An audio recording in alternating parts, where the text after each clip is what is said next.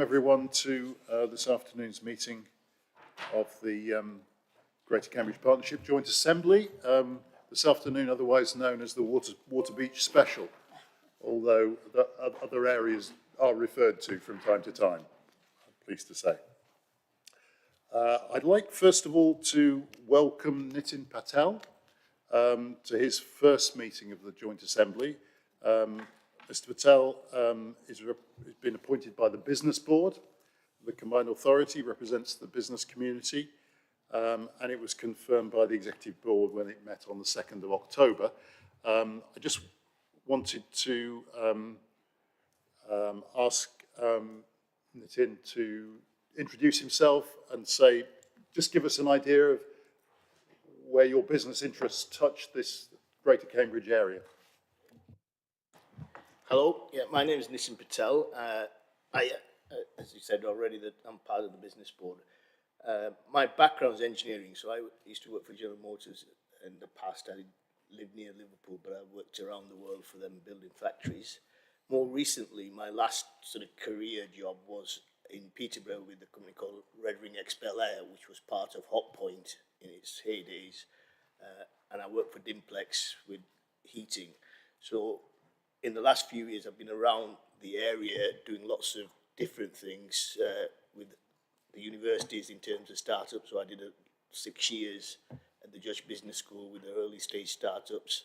I work with the Combined Authority, and I have my own consultancy where I help businesses just talk about productivity and things. So my interest is really work, I suppose, and how we can encourage more of the younger people to work in engineering and that type of thing.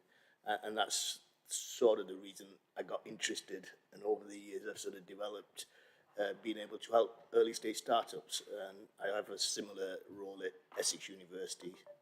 So that mixes between real work, and it keeps me very on board with what's going on with technology and stuff. Okay. Thank you very much, and we look forward to your contributions. The next item, or the first item on the agenda, is actually apologies for absence, and I think we have some of those. Thank you, Chair. Yep, we have apologies from James Rolfe, from Councillor Anika Osborne and Councillor Simon Smith. Thank you very much. The second item is declarations of interest. If there are any people would like to declare now, they may, or they can leave it until the item concerned. Heather, you'd like to declare something? It's just in relation to the Water Beach. I sat on the planning committee where the permission was given dependent on the relocation. So previously I was informed to declare it, and declaring it again today. Noted, thank you. See no others, so let's rely on people indicating if there are any interests when we get to particular items.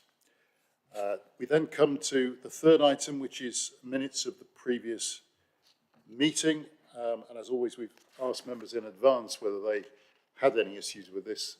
Nick, do you want to?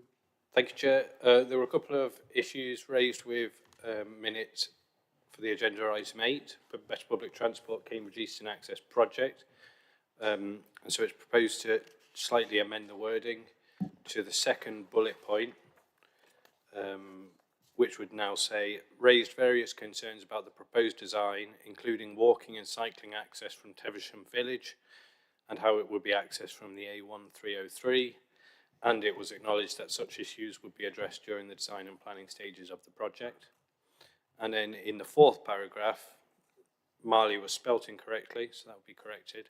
And addition of a sentence which says, it was confirmed that the provision of easy crossing access on Newmarket Road to bus services following any relocation of the park and ride site would be considered at the planning stage. Thank you, Nick. Unless there are any objections to those amendments or to the minutes as circulated, I would propose to regard those as approved. Do you therefore not want me to sign what I've got in front of me here? Okay, you've included it up front. Very good. Thank you very much. The next item is questions from members of the public, and we have had 10 of those. We'll take them under the items they relate to. So we've got one on item 7, 4 on item 8, 2 on item 9, 1 on item 10 and 2 on item 11. They've been published on the website and have been sent to members of the Assembly in advance. Fifth item on the agenda is petitions. I'm informed that there are none, so we go straight to the substance of the business this afternoon. So I wanted just to say up front that this is quite a heavy agenda. There are 6 substantive items. Far be it from me to say any are less important than any other. We'll see. But essentially, if we regard 30 minutes as a benchmark for each of those items and the break, then you are going to be getting away at between 5 and 5:30, which may be when you want to get away.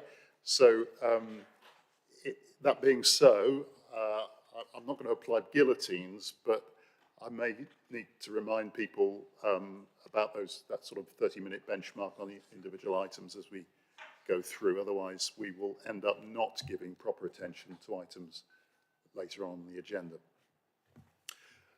So, item 6 is the quarterly progress report, and we alternately take this as the first item on the agenda, and this is such a meeting. So we're going to have a report which is going to be introduced by Niamh Matthews, and we also have Tom Kelly attending to support the discussion on the budget. We've been asked to focus on 3 particular points, which I'll highlight in due course. I think, first of all, I'd like to ask Niamh to present the paper, and then I'll talk about how we can structure the debate. Niamh. Thank you, Chair, and welcome to Tom and Thomas. Thanks for joining. So if I kind of run through the three bits and then take questions and kind of whatever order you'd like me to. So first then is the budget on your paper. This is earlier than usual, so you last saw a budget in March this year. I think I've reminded you, but I will again. You're getting it now because we are aligning more closely with our accountable bodies, the County Council's financial cycle, so to make that process make a bit more sense. So I guess the most substantive change since you last saw this is around the income projections. So we've been working closely and we'll continue to work closely with county finance colleagues around 106, section 106 income. The result of the most recent round of work is that we have some more certainty about some more income. And the impact on that, and I think this is the important bit, the impact on that is that the deficit that you see at the bottom left-hand corner of Appendix 9 has gone from about 73 million to just over 2. So as the income is increasing, you're seeing the impact there in the kind of bottom line.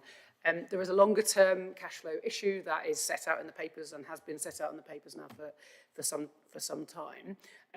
Tom, I don't know if you wanted to comment on the kind of longer-term scenario. I think, Niamh, that almost pretty much covers it, but just to say from the County Council's perspective, obviously a welcome development to have budget estimates at this stage. That feeds into the Chief Finance Officer's overall commentary on robustness of estimates, and we need to pull the GCP numbers into the County Council's medium-term capital strategy. As Niamh has said, good progress on Section 106 estimates, which have reduced significantly, almost to zero, the over-programming issue. But on the kind of timing of the delivery of works, that risk still exists in that currently lots of the works are planned to take place quite some years ahead of income being received in future. So that kind of timing and cash flow and where that risk sits in terms of funding and the kind of fallback being local prudential borrowing, which is repayable. That's something we will need to continue to address through future rounds and come back through the board. Thank you. Thanks for that, really helpful, Tom. So if I move on to the next points, and I'm sure we'll come back to questions. So the next thing we're asking you about is skills. And some of us have spoken here in kind of various working groups around this topic recently. So just to recap, the current work you're funding on skills ends in March next year. We've been working really closely with colleagues at the Combined Authority to kind of work through how the work can be taken forward. Collaboration with colleagues there has been really positive. And I know certainly from officers that once CPCA colleagues have funding certainty, they are keen to look to understand how they can build this work into their kind of medium to long-term plan around skills. Until that happens, what we are suggesting is that if you want the current activity to continue, that you agree to do that for a 2-year period, which will essentially deliver the bulk of what's currently being delivered under the current programme. The ask and the budget is fairly minimal. It's given the scale of the budget, it's fairly minimal, around 500k, which kind of buys us that additional extension for the next couple of years. That's point 2. The third point, and hopefully reasonably straightforward, is around a commitment to continue the work that we do with the Centre for Business Research. So they're those presentations around the kind of the state of the corporate economy in Greater Cambridge. We present those to you and others a couple of times a year. I think the feedback is that they're incredibly helpful. They're genuinely unique in that work isn't being carried out anywhere else in the country. So I think it helps to build the story around how important Greater Cambridge is to the national economy. We think it's useful to continue, and Cambridge Ahead would like to continue to collaborate and part fund that. Should you agree to continue to do it? There is no ask on the budget for that work. It's built into the previous budget that you agreed some time ago, just to make that clear. Chair, I'm sure there'll be lots of questions, so I'll turn off for now. Thank you. Thanks very much, Niamh. So how I propose to organise the discussion on this is I think we should talk about the budget first, and then we will go through the different work streams. And in the process of going through the work streams, we will pick up the question on skills that Niamh has mentioned, and the question on the matter of the Centre for Business Research data.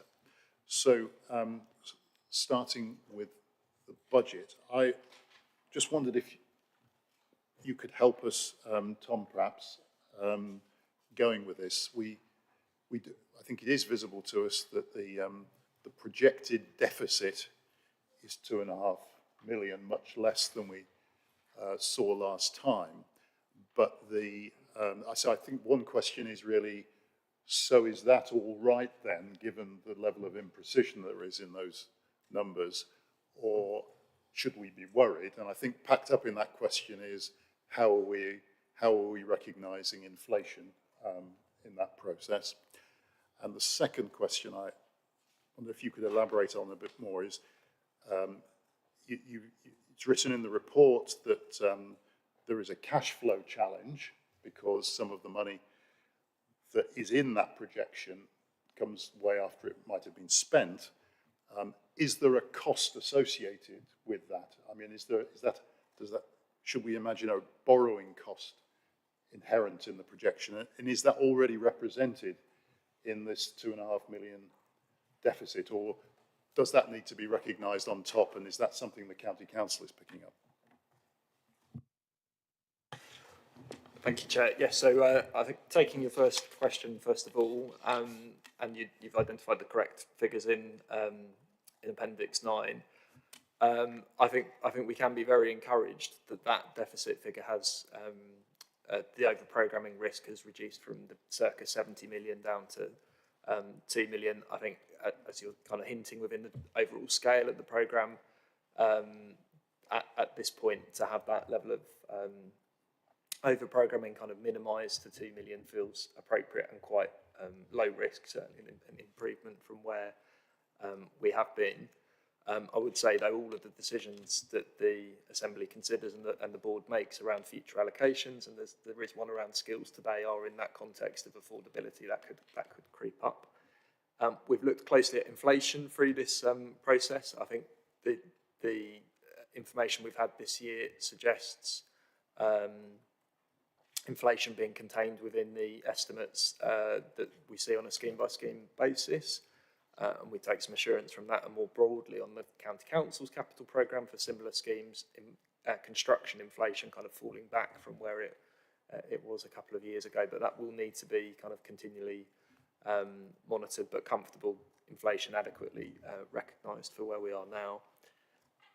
In terms of the future cash flow risk, so that then is where I think the risk is situated. The figures in front of you at the moment don't include a borrowing cost, and I think at this stage there is uncertainty and different routes through which that cash flow challenge may be addressed. So it may be addressed through revising the timing of schemes, through different approaches from government in terms of funding, and as an example further down the agenda of where some of that cash flow risk is taken off the table, or ultimately it may come to to requiring prudential borrowing through the County Council. In the background, we have looked at a scenario where the borrowing cost is fundable by the GCP within its own resources over the longer term, and that's something we need to continue to work at in tandem with those other options, and mindful of the Gateway review coming up as well. Thanks very much. Do members have other questions? Claire. Thank you for that. Just a little amplification on the risk management. There are some big items in the programme that we're talking about this afternoon, amongst others. So the Waterbeach Station, what happens if it goes overspent?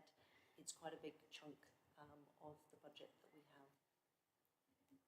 Are there any other points before Heather? Thank you, Chair. It's along similar lines, because when I look at page 29, it's the same figure as the 37 million, which is the previous figure. Obviously, we can see from the agenda later on, it's 43.35, so it's along the same line of the increase. So actually, as well, if we're not including up-to-date figures on Waterbeach relocation, what on the other projects, the overspends or increases, are not included? Thanks, Heather. Okay, no other hands. So, Tom, would you like to? Or Neve, whichever. I think some of the differential in between those two figures is to do with the Hall Road, isn't it? So it's not alike. They are both reflected, I believe, across the budget. No, yeah, exactly. So the scope of the project has increased to include the Hall Road. The funding for the Hall Road, and we'll come on to this in the Waterbeach Station item, the proposal is that comes from Homes England. So there is no further ask from the GCP budget. It is as it was when you last saw the paper. Chair, and if I may respond to Claire's question. So the risk management, I mean, clearly we manage it across the portfolio, but it's particularly managed in each of the projects. So as we're required by government, we have a sort of risk optimism bias and everything else, inflation assessments within those projects. And then as part of the project management arrangements, we manage that on a project by project basis. Thank you. Well, I see no other hands raised, so I'm going to move on from the budget item and deal with the first work stream, which is transport. That's dealt with a bit on page 22, but also in the appendix 26 to 32. Are there any points in relation to that? There are no decisions the board is going to take on any of that, but there may be questions you have. Nope. Okay. That's all fine. So the next work stream is skills, which is referred to a bit on page 22, but also an appendix to pages 33 to 40. And this is the work stream that includes the discussion about procuring a provider for an extension of the time of the skills programme. Are there any points on that? I see Claire and Heather again. Thank you. I think the that is being done on in the skills workstream is excellent. So no doubt about the quality of what we're doing and how essential I think it is. How it could also be spread across a broader geography. It could be a useful template for much wider areas.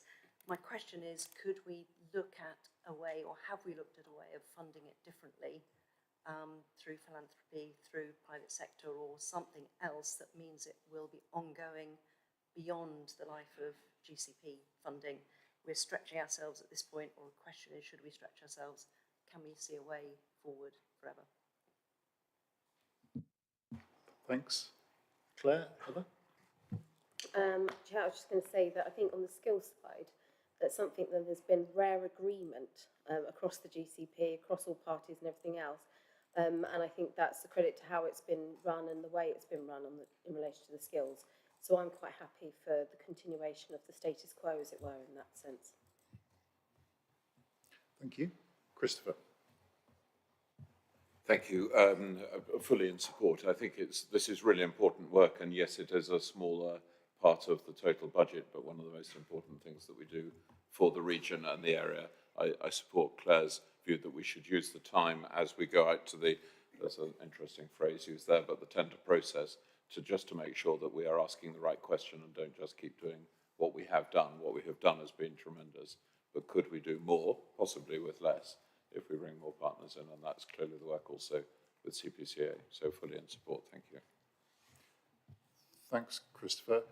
I think Kristen Ann, but can I come back to you after those first three and ask you to respond to those needs? Thanks. Thank you, Chair. The kind of point around different funding models. So I think that's exactly what we're keen to do with combined authority colleagues, to look at how we sustain the delivery of this kind of work, if indeed that is what the board and colleagues here wish to do. So I expect that work to take place in partnership with the CPCA within the next phase of the project. Okay. Kristen Ann?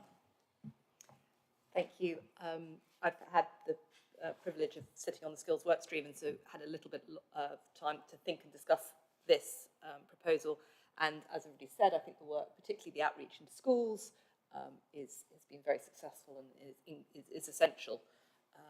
I also, I think that while there may well be some funding that can be supplemented from private, philanthropic and various things, there does have to be some core source of funding of who is responsible for supporting careers development in schools. Now, my understanding from the conversation that the most natural partner for that is the CPCA, but it might not be. It might be the City Council, South District or things. And I do think that if we are going to fund the next, go out and do the next 2 years, which I'm supportive of, we maybe should consider three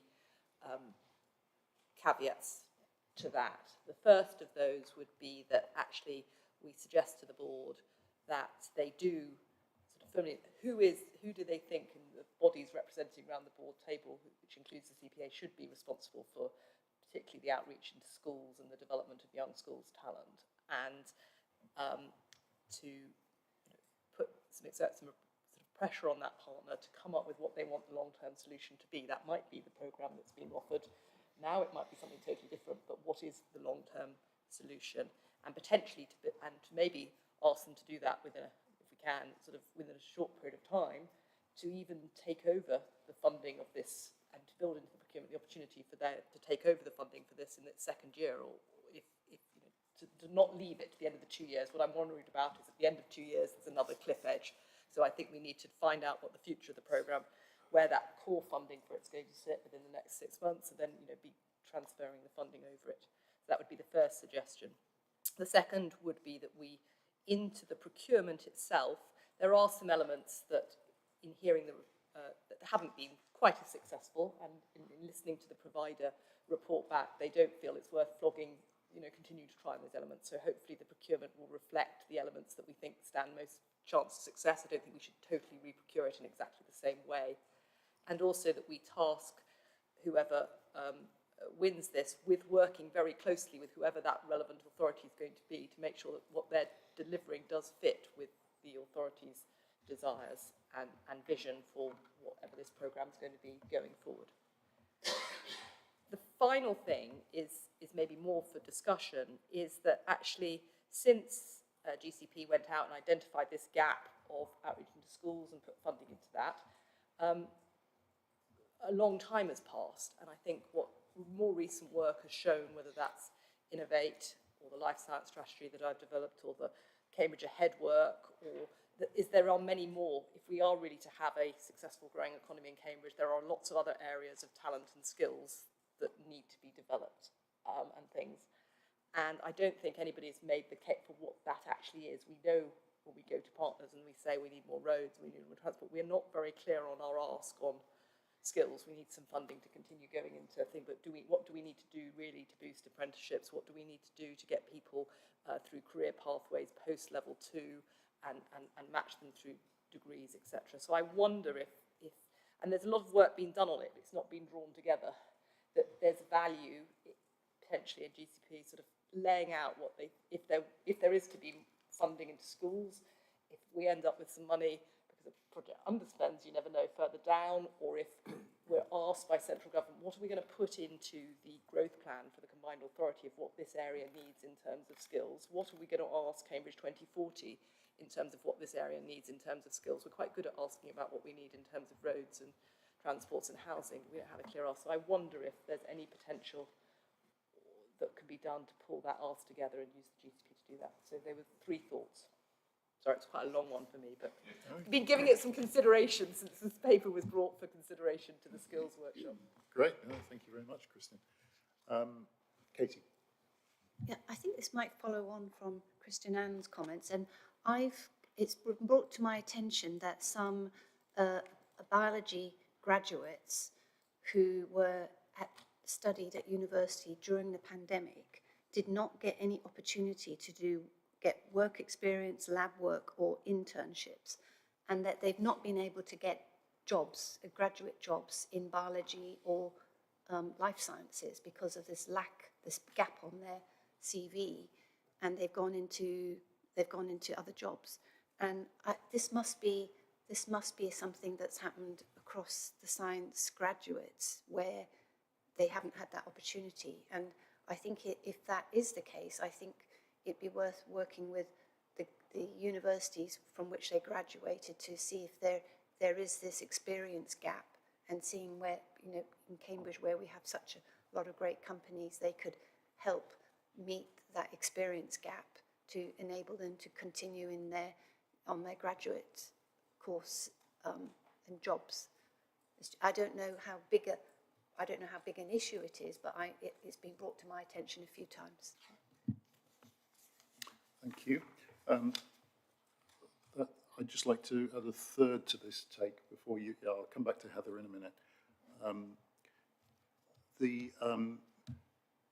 I don't think anyone's going to be suggesting that we stop this programme, so my question isn't coming from that place, but I just wonder whether you could guide us about the relationship between the fact of having the programme and the targets that we signed up to in the city deal, and whether we could possibly meet our targets without this programme. And probably the answer is no, but I'd just like to understand the relationship between the programme and the goals we took in the city deal and the conditions, yeah. And the other point was that I suppose stepping back from this, the really key question is, given that I think everyone feels that this programme has delivered a lot of good and has been, from the beginning, from the moment it started, it's been quite innovative and refreshing to see what it's been able to achieve. Given that it's funded from the city deal money, which comes to an end in 2030, if we're successful with the Gateway Review, there is a cliff edge looming on whatever we pay for, and there needs to be not only an understanding about what follows, but who pays for it. And I wonder whether, I think it's very similar to the point Kristen Ann's making, that the proposed 2-year extension that we've got should also be the period we try and end up with a clear understanding of how this is going to sort of taper or transition or whatever it is, because the cliff edge is something that I think we would all worry about, given what's been done so positively. So could you respond to those, and then I'll come back to Heather. Yeah, sure. Yeah, thanks. So, Christian, broad caveats. I think probably one I can pick up specifically. What's being fed into kind of local growth plan stuff. So that work being led by the CPCA with support from Stephen here in the planning service and from the kind of greater Cambridge ecosystem. That work is being fed in, but I think there's an opportunity to refine it between now and the kind of final submission of those documents, which I think is either spring or summer next year. So I think we'll carry on doing that. And I'm sure that if it doesn't come through us, it will come through another way to speak to you and colleagues about making sure that what's being fed in is an accurate picture of what's required. Can I just come back on that? Because I just don't, I'm not sure, but I know there's an opportunity to feed in, but I'm not sure who is really pulled together that story on the skills for this area. So I know that it's been pulled together for the Peterborough area, but the strong, what is it we need in terms of skills is to address those, what are the gaps, the problems, and are we all, I think probably it exists out there in bits, but are we all clear what it is and what we would feed into that growth plan? Because I know that, you know, from the conversation in the skills group, that we've always said, well, we knew that there was a gap in schools, so we fit it, but we were conscious that there are lots of other gaps, but we haven't been able to concretely. Do we think we know what we'd feed into that growth plan? Niamh, do you want? Yeah, sure, if that's just okay. to finish Yeah. with Christina? So I think that work's ongoing. If it's not clear, let's speak away from here and make sure that what we're feeding in as part of that broader process is kind of answering that challenge. Thank you. Thank you. So Heather, then Graham. I would just say what Councillor Thornborough was saying about work experience. It is a trap that a lot of people trying to get from education into work experience, but it's not just for biomedical. And I think, yes, the biomedical section of our local economy is huge and fantastic, but we must always remember it is not the start and end of Cambridge. At the end of the day, we have a lot of house, but we have a skill shortage with builders, plumbers, electricians, lots of other things as well that all make our local economy work. And it's not just the biotech. So I completely agree. And always going to defend agriculture as well. It's so hard because there aren't the opportunities for people to get. And actually, we talk about access to education, but having the transport to get to agricultural colleges is really, really hard. So that's something as well, because it's quite simple. As my daughters overall say, no farming, no food, no future. Thanks, Heather. Graham? Well, I think I want to pick up on what Heather's just said. I was going to play devil's advocate and suggest that maybe for the GCP, extending the skills work isn't something which the greater Cambridgeshire would actually benefit from. I think working with the combined authority is exactly what we should be doing, but I'm not clear why the GCP in itself should be working wholly within a particular area. I think the skills issue is much wider across Cambridgeshire than just the GCP. So as long as we were seeing this as a pilot for developing it elsewhere, then that's fine. If we were seeing it as that is required in order to achieve the city deal, then that's probably fine, but not as this is what we need to be doing only for the GCP area, is my humble opinion. Thanks, Graham. Any comeback from you, Niamh? I think that's a fair comment, and I think that's why we're working with CPCA colleagues. Absolutely. Okay, thank you very much. So I'm going to move on to the next work stream, and then we'll summarise everything at the end. The next work stream is the smart work stream, pages 41 to 44. Karen. Yeah, I guess I just had a couple of questions about if there was the report refers to some work that's been done on bus information and also on the guidance for the transport routes as well, but it doesn't refer to any details, and if we could have just a very brief update on what came out of those, please.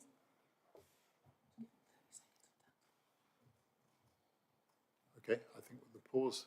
The It's because expert is Dan, coming. Dan's- if you could very briefly do this, Dan, or if it's longer, perhaps commit to doing it offline. Yeah. So just quickly, we've done a report looking at the whole bus real-time information system. That report is now complete and is ready to publish. And then on the guidance work, we've been looking at the new busways and how we can leverage new technologies as guidance systems on that infrastructure. Thank you. Yeah, maybe I'll pick it up Yes. afterwards, because it was more, well, what's the key findings, Yeah, I of think, course. from that. Yeah, I'll pick it up later. Thank you. Excellent. Okay. Yeah, Neil. Thank you very much, Chair.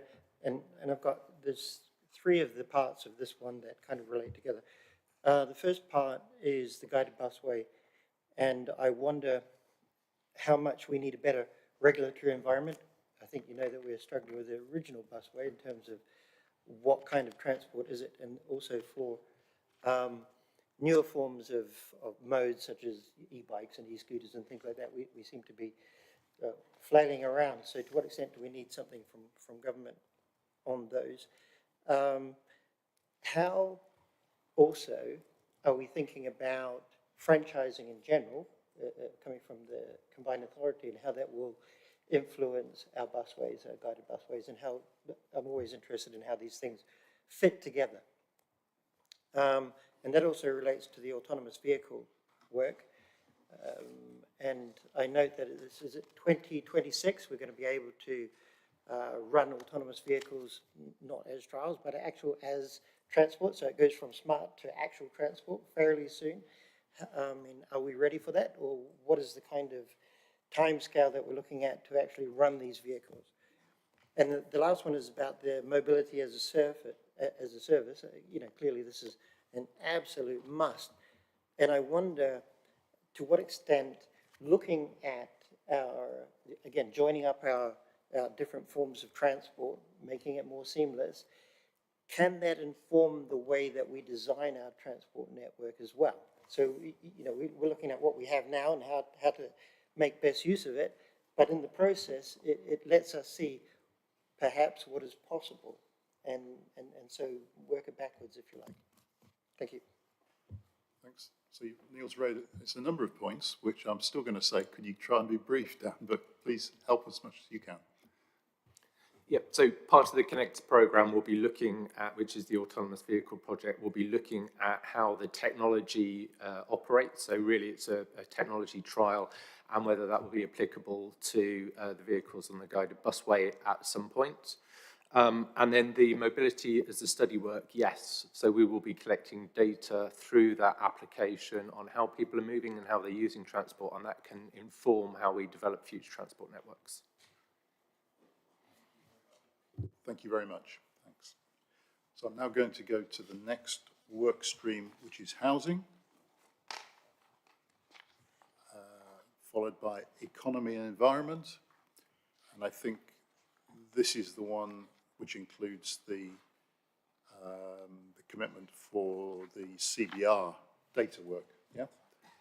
I mean, as I listened to your introduction, I would have wondered why on earth we would not want to proceed with this, because you said that it had no effect on our budget, and it does seem to inform our work really effectively, and probably lots of other people's work. So, Kristen Ann, you want to? Yeah, no, I would agree. It's good. I think we're very fortunate to have it. And it's very, very fortunate to have one set of statistics that everybody buys into and that we can challenge national statistics on. So I suppose my question is just whether there's any opportunity that we could explore to add a couple of things into it, potentially. Things that have been, that I often get asked for, I think we don't have good answers for, is what's our GVA? There's lots of development about GVA, but there's a lot of questions about it, particularly as we start making cases to government about this region. and we know our employers, but the figure that I also often get asked for is, well, how many employees in other parts of the country? So for every job here, what is it in other parts of the supply chain in the east of England, and then what is it in other? And we've got some good stories about that, but we don't have a good source of statistics. So I don't know if either of those figures could easily be sort of, I think the basis of the dashboard gives us, my understanding, to do those calculations, and I just wonder if that could be possible. Thanks, Kristen Ann. Sorry, did you want to say something as well, Claire? Go on. If I were the Cambridge Development Group, I would want to own these figures, and I'd also want to understand why Cambridge is so different from the ONS numbers, which we are, and whether that actually replicates across the rest of the country. So I am surprised that other people don't want to take this on and pay for it. I'm delighted to carry on with it because I think it's really good data. Thank you. Christopher? Thank you, Chair. I should have, in hindsight, have declared a conflict in this respect as a board member of Cambridge Head, a partner in this and the backing of this data. But I would reinforce everything that's been said. You know, data gives us evidence from which we can make better decisions, and it's quite clear that the data we were getting from ONS and other sources was not accurate, and so anything that can improve that, I completely endorse Kristen Ann's comment. What more could we get from it which would add value to that data, and how could that be taken on, I think would be a great discussion beyond this. But right now, we really need to keep getting this data, really important for all of us in Cambridge. Thanks very much. Niamh? Briefly, great idea. I'll take it away. And if it's not through that process, then maybe there's some other way that we can pull a kind of shortlist together. Okay, thank you. That was the last work stream, and just now need to summarise where I think we are in relation to this whole item. We had a chance to ask questions about the budget, and I think we're satisfied with the answers. I think pleased to see that the deficit is much reduced since we last saw the data. But I don't think we had any other comments we wanted to really make on this. I'm happy that the board will receive that and approve it. The next was on the skills, where I think we all agreed that we would want the work to be extended as proposed and re-procured. And I think there were a number of comments that go with that, which probably will have to work backwards with Nick and Wilma to make sure we've captured all of them. But I think they did encompass the interest in alternative funding models as we go forward,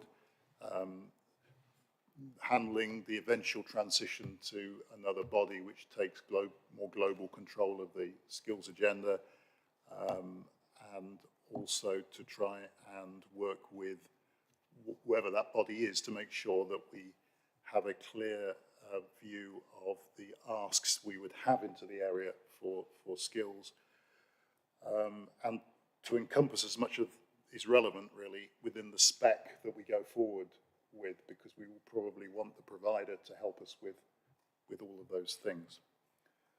So that was a yes to the proposal, and then the third element was the CBR data, and I think we've just said everyone a yes to that, and an interest in trying to explore ways of adapting and extending the data to make it even more relevant. So unless anyone has any disagreement with that as a summary, let's go forward to the next item. Thank you for that. And on the timing side, I would say that we're probably running a little bit behind our 30-minute goal here, so we're looking forward to making some of that up if we can. Next item is item 7, Waterbeach Railway Station, which is in your agendas from page 65.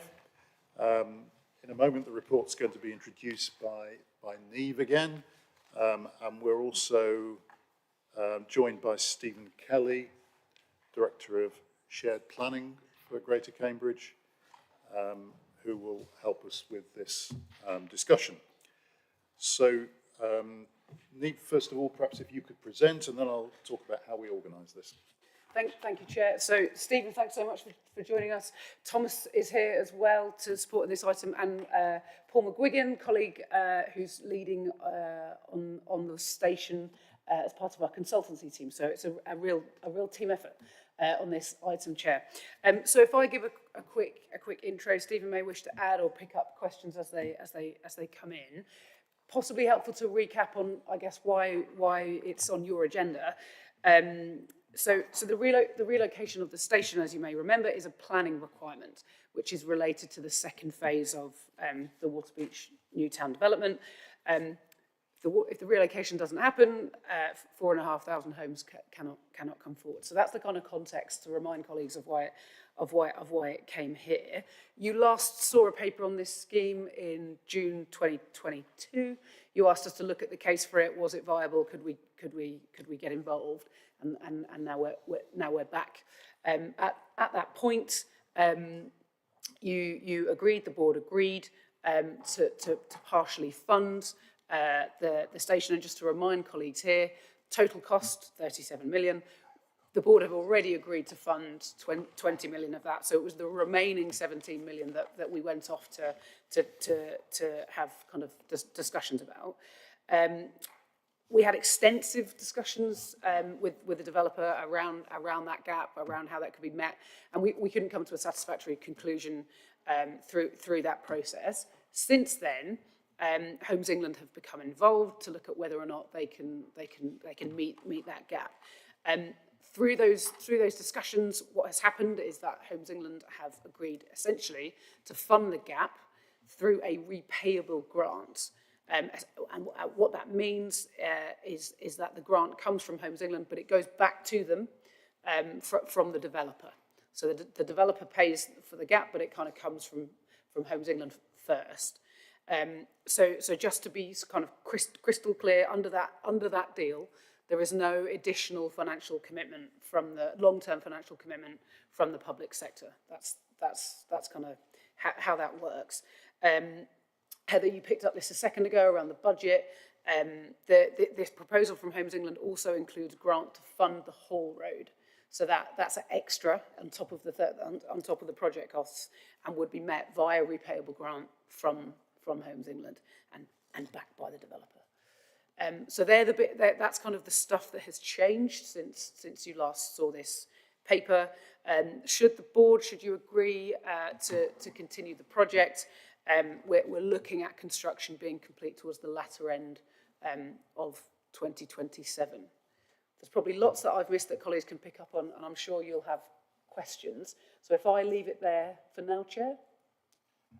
Thank you, Niamh. And in fact, I must apologise because I forgot the public questionnaire that we had and should have had before Niamh spoke, but I don't think anything is seriously going to go wrong. So Josh Grantham from CamCycle had a question. Josh, welcome, and please go ahead with your question.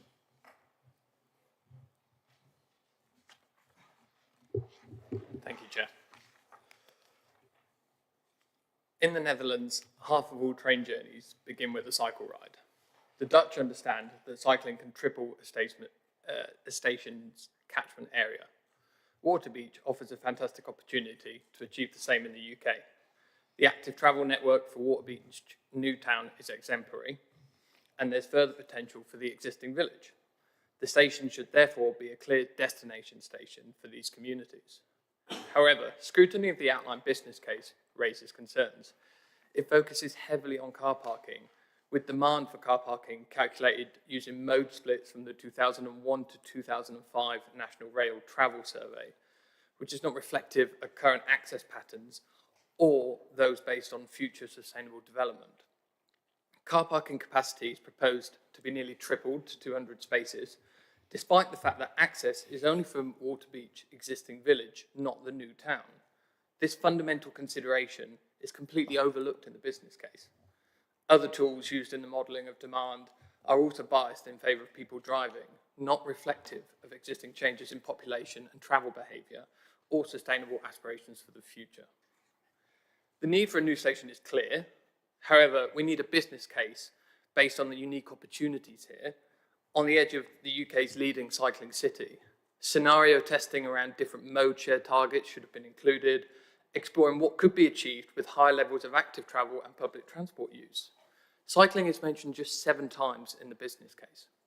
The business case also glosses over the planning application adopted by RLW Estates, which is frankly very poor. If the GCP pursues this application, it will further reinforce a car-centric mentality. So, the GCP and its partners have an opportunity to deliver a station that serves both the existing and future communities. We urge members and officers to review the station plans and ask themselves, is this really the rail station of the future? Thank you. Thanks, Josh. Niamh, would you like to come back and... Thanks, Tim. Thomas, over to you. Thanks very much, Niamh. So this outline business case has been developed in accordance with the Department for Transport's requirements. It demonstrates a strong strategic rationale that the proposals are economically and financially sound and that they can be procured and delivered. The proposals do reflect the significant increase in population of Waterbeach as outlined in the local plan. One of the overarching objectives of this scheme is to increase the proportion of active travel mode access journeys to the station, which is reflected in over 100 cycle spaces at opening of the station and over 450 by the time the development's built out. Finally, the station is only one element in the sustainable travel plan for Waterbeach. We'll be discussing the busway and active travel link in the next item, as well as the Greenway, Millway active travel proposals, which helps demonstrate the extensive local cycle provision associated with Waterbeach Newtown. Thank you.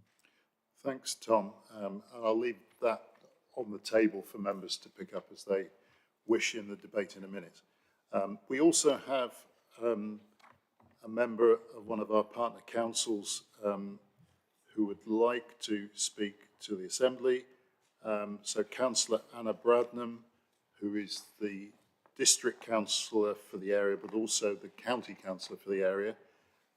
Anna, welcome, and would you like just to use your, I'm afraid, short time? That's fine. Thank you very much, Chair, for letting me speak. So firstly, members, thank you very much. We recognise absolutely that the condition that was put on the original planning approval for Waterbeach Newtown was absolutely right. It needed a railway station available right at the outset so that people would choose that as the preferred option for travel as far as possible over the car, because the A10 is already such a congested road. So absolutely, the need for it is there, and we recognise that. Incidentally, we welcome and thank GCP for attending the Waterbeach Community Forum regularly to talk to us about updates as they have come, although they've been few between.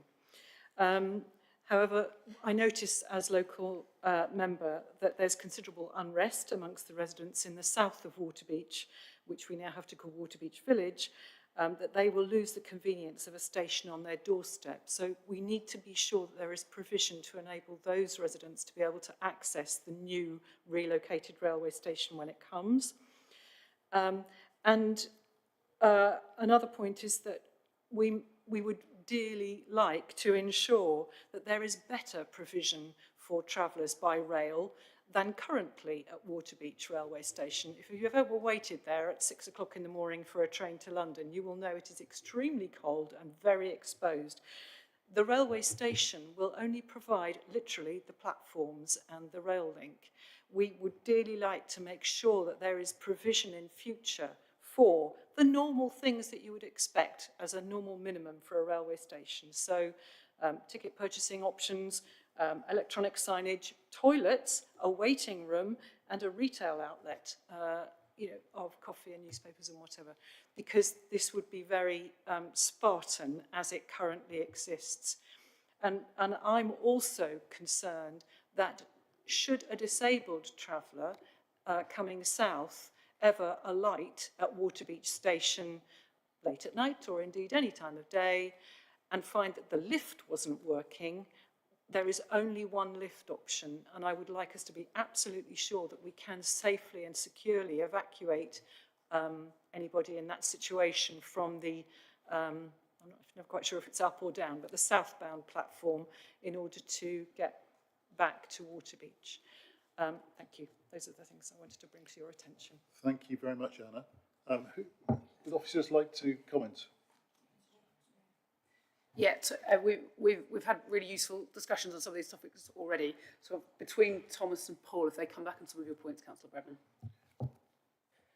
So just working backwards with the lift. So we are in discussions with the train operating companies to ensure that we fully understand the procedures that they're going to be put in place. Clearly, they will be the ones managing the station, and we will hold them to account as we go through the development of the station. In terms of kind of a building, so the requirements for the station were set out with Network Rail.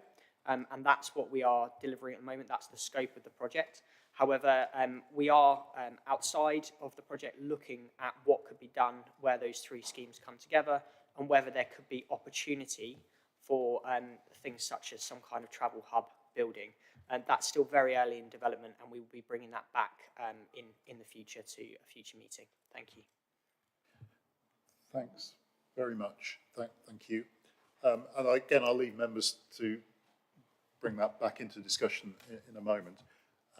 Before we start that discussion, I think I should invite Stephen Kelly, if you want to say something at the start of the discussion. Stephen. I don't have anything significant to add at this stage, Chair. But I think part of the just responding to the two questionnaires that the speakers who've just spoken, I suppose I would add that from the planning authority's perspective, the delivery of a sustainable new town at Waterbeach is absolutely central to the policy thread that we've put in place around it. So there is a very, very long journey to go on, if you excuse the pun, with the design and development of something that absolutely prioritises sustainable transport modes. And as we head forwards with the combined authority working on the transport and connectivity strategy, we know very clearly that the drivers behind that are about very substantial mode share opportunities for sustainable travel means and making those the prime means by which people move both within settlements like the new Waterbeach town, but also between settlements. So it's to offer some reassurance around that. I think the other point probably to make is I understand there is a concern about the principles of GCP funding a piece of infrastructure that may feel the development industry should, or the developer themselves should be funding. I think that's central to some of the discourse that I've noted. It's not actually unusual for the public sector to participate and collectively deliver this type of scale of development. And in fact, you may or may not already be aware of this, but Homes England's commitment to Cambridgeshire and Peterborough to facilitate the delivery of housing is already £1.24 billion. And that is a distribution of funding across the entire Cambridgeshire and Peterborough area and goes towards exactly this type of infrastructure to unlock housing growth. And of course, the return on that investment is secured not necessarily through Section 106 agreements, but through tax revenues and the normal processes in which government secures its funding. But I think there's been some suggestion this is a somewhat unusual set of circumstances, but almost every major settlement in Cambridgeshire and Peterborough is supported for infrastructure delivery by the state. And Waterbeach, in fact, is no different in that regard. Thank you. Thanks, Stephen, and we'll invite you back as the conversation unfolds. So I have Claire, and then Paul, and then Karen.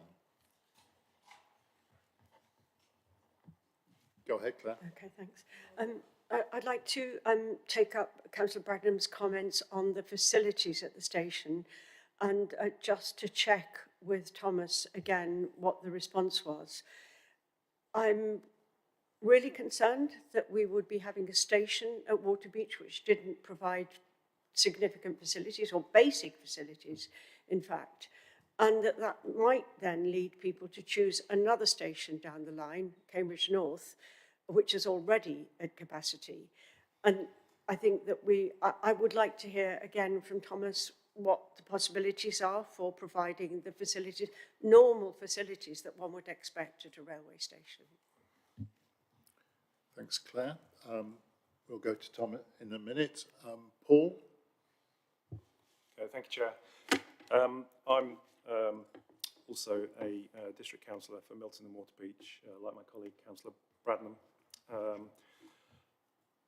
So I think the arrangement between Homes England and the developer for forward funding of the 17 million is probably a positive development, because Homes England are quite heavily invested in Waterbeach, Newtown already, supporting what Urban and Civic are doing. One of my concerns has been we move the station and then the homes don't get built.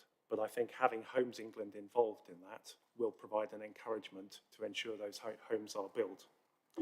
The addition of the Hall Road is also positive, because it means construction traffic will not be coming through the village, which we are very pleased about in Waterbeach, and the developer can get on with the infrastructure works and the house building whilst the station is being constructed. Timing of the opening of the station will be critical, or the closure of the existing station. Although I'm extremely supportive of infrastructure first, and the condition placed on the new station opening before first occupation, I don't think the old station shouldn't be closed until the houses are ready to be occupied. So that's why house building and Waterbeach station development happening at the same time. So the Hall Road is a good thing. And just supporting what Councillor Daunton and Councillor Bradnam have said about the facilities at the station, I completely agree with what they've said. We need those facilities to encourage people to use the station rather than getting in their cars. I don't think having a station which is just a replica, essentially, of the existing station is good enough to encourage people. I think a toilet is extremely basic facility that needs to be there, plus other facilities. I believe before pre-COVID it was the busiest station in the UK without any personnel manning it. And obviously the new station is going to be supporting a town eventually that will be 1.5 times the size of Ely, which does have all of these facilities. I think I'd like to suggest that the board asks that detailed designs are created for these facilities, and the land is safeguarded perhaps through a planning application, and that in parallel with that, that funding is sought for those facilities to support the station.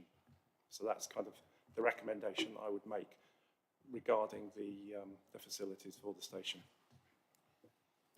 Thank you, Paul. Karen. Thanks. I guess it's a question in relation to future proofing. So I think at least some of us were sent some information by Rail Future East Anglia, who had some questions about whether the Waterbeach existing station should actually be demolished or actually mothballed instead.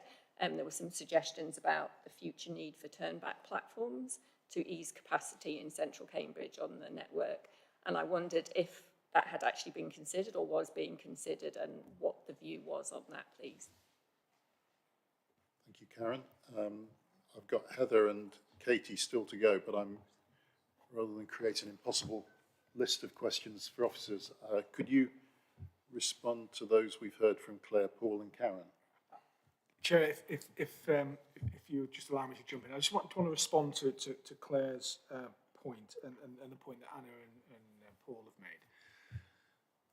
The station has planning permission, and so that's the nature of the project that we're pursuing, and then the decision that's before you and before we'll go before the board with your comments. What Thomas has said previously is that fairly early in our involvement, the officer view was we want to try and go further. we don't have final proposals for what further is. And importantly, in the context of our your first report today, we don't have final cost of what further looks like. But that work is ongoing. And so in terms of the recommendation, and clearly the Joint Assembly will make any recommendation it wishes to make. Work is ongoing on that regard, and the further decisions might be, or could be, or possibly required to progress that and bring that to reality. But work is ongoing to explore what else we could do, particularly given the linkage between the rail station, the busways, the greenway, and other things going on, and trying to bring that in a hub-type environment. I hope that's cleared up. And then Thomas is going to put me wrong when I've gone wrong. I mean, that's basically what I was going to say, so that's fine. Well, that's good as a team. Stephen? Well, just to comment that actually, this isn't certainly, obviously, the population of Waterbeach about 5,500 at this moment in time. The new town will have a population around 30,000. The master plan and the parameter plan outlines for the Waterbeach Planning Permission make the station area a destination in its own right, associated with and linked to the new town centre, which is at the other end of the boulevard. So the planning, some of the concerns about amenities and the points that have been raised about it being a place rather than two platforms sitting at the end of a local road are fully embraced by the master plan itself for Waterbeach, and clearly the station itself, given the population potentially using it, is a very different commercial proposition to the station at this moment in time, and the ability for it to be manned and so forth. So, as Peter said, we've issued the permission, the permission's been implemented, in fact, for the railway station that you're considering, but just to offer reassurance that the master plan itself identifies this as one of the most significant destinations in Waterbeach as a new town in the future, and that drives the land use, the densities, and the configuration of the spaces around that station building in due course. Thanks, Stephen. Could I just chase out a reaction to Karen's point about why isn't the existing station being mothballed? Yeah, thanks. We'll bring Paul in here, I think. Hi there. So the closure of the station is driven by a statutory process governed by the Railways Act 93. Network Rail are the sponsor for the closure, and the closure process will be led by the DFT. Network Rail will decide what happens to the existing station as part of that process, and that will be fed back. Okay, thank you. Heather, and then Katie. Thank you, Chair. So I wouldn't blame Assembly members for not watching the planning meeting that I sat on, as it is, I think, about 9 hours long. So it was a very long day, and there were numerous applications before. And a few of us in this room, Councillor Bradnam, Councillor Hazel Smith at the time, it was a long journey for Waterbeach, and the relocation of the train station is a very key and vital part of it. And I've got the plans open on my laptop in front of me that does show a platform shelter and a canopy, but I appreciate and hear what is said. But I would, just in case the developers are here and listening, it does say on the decision notice that permission was granted for the platforms, pedestrian bridges, access road, pedestrian and cycle routes, car and cycle parking, with associated facilities and infrastructure. So I'm sure Mr. Kelly will inform us but that was definitely, as a committee member, the things that you identified were things that were discussed. I've got nods over there, thankfully, at the time, and these things were meant to be coming forward. So it's disappointing to hear, and that is there, let's not forget, that is the permission that they are working with, and we should enforce that if they're not. My issue when this came to the GCP was about GCP funds being used for this and whether it is appropriate. I appreciate what's said about state support, and that's right, and we can see with Homes England, national state, which actually can take a much longer view. But we also have had a discussion on the budget, which is over-programmed, and that was before we then added this. Now, again, if you've been watching the Waterbeach applications over time, a lot of money was wasted through the two developers and ransom and lots of things that were completely within their control and was a complete waste of their own money. That's fine. But now they're taking taxpayers' money. If Homes England are being repaid, why is the GCP giving this money? And I did ask last time whether we were actually pursuing a viability clawback, because we know from the viability assessments there are other things at play. But at the end of the day, the developer makes more money than they intend to, which I appreciate costs are going up, but house prices are going up, and I have no doubt that those houses will get built because there's far too much money up for grabs in the sale of them. So I'm pretty sure that will be. We should try and safeguard that money and claw it back if we can, because the GCP will now not be able to do other projects, and this was not what the GCP was set up to give money for. And it does not sit right for me that the GCP money should be used in this way. I actually think Homes England are right. The developer should pay it back. And so I didn't agree with it then. I don't agree with it now. I do agree, as we did as committee, about the facilities that have been referenced. I'm sure Mr. Kelly will steer me right or wrong on the planning side of things, but we were assured by the developers in that planning meeting when we raised funding for the relocation that it was in hand, it was okay, there wasn't any problems. And don't forget, we refused them once when they first came to us. The GCP refused to give them the money, and then suddenly we changed our mind. I don't think it's right that we should be bailing out the developers. It's not a good use of taxpayers' money. They should find somewhere else and pay it back. Thanks very much, Heather. I just think, just a point of information relative to our earlier discussion, that this contribution is in our budget, and that budget is within a whistle of being on target projection. So that point, I think, is not correct. Katie, would you like to go next? If I can. No, sorry. You've just said that I was incorrect. Yes. We know we're over-programmed. We know that we've had to make decisions and remove things because we were over-programmed. And had we not done this, I don't think it's incorrect to say, had we not done this, we would have been able to do more with that money. You've said differently this time, so, okay. Katie. A couple of things. One, I'd like to know who's going to be running the car park, because my understanding is at Meldreth there was the rail network were going to run their car park, and it was going to be pretty expensive, but it's actually being run locally so that you can get fairly cheap local tickets to get from Meldreth into Cambridge, and it's a very cheap local car park, so people use the train to come in and they're not put off by car parking costs.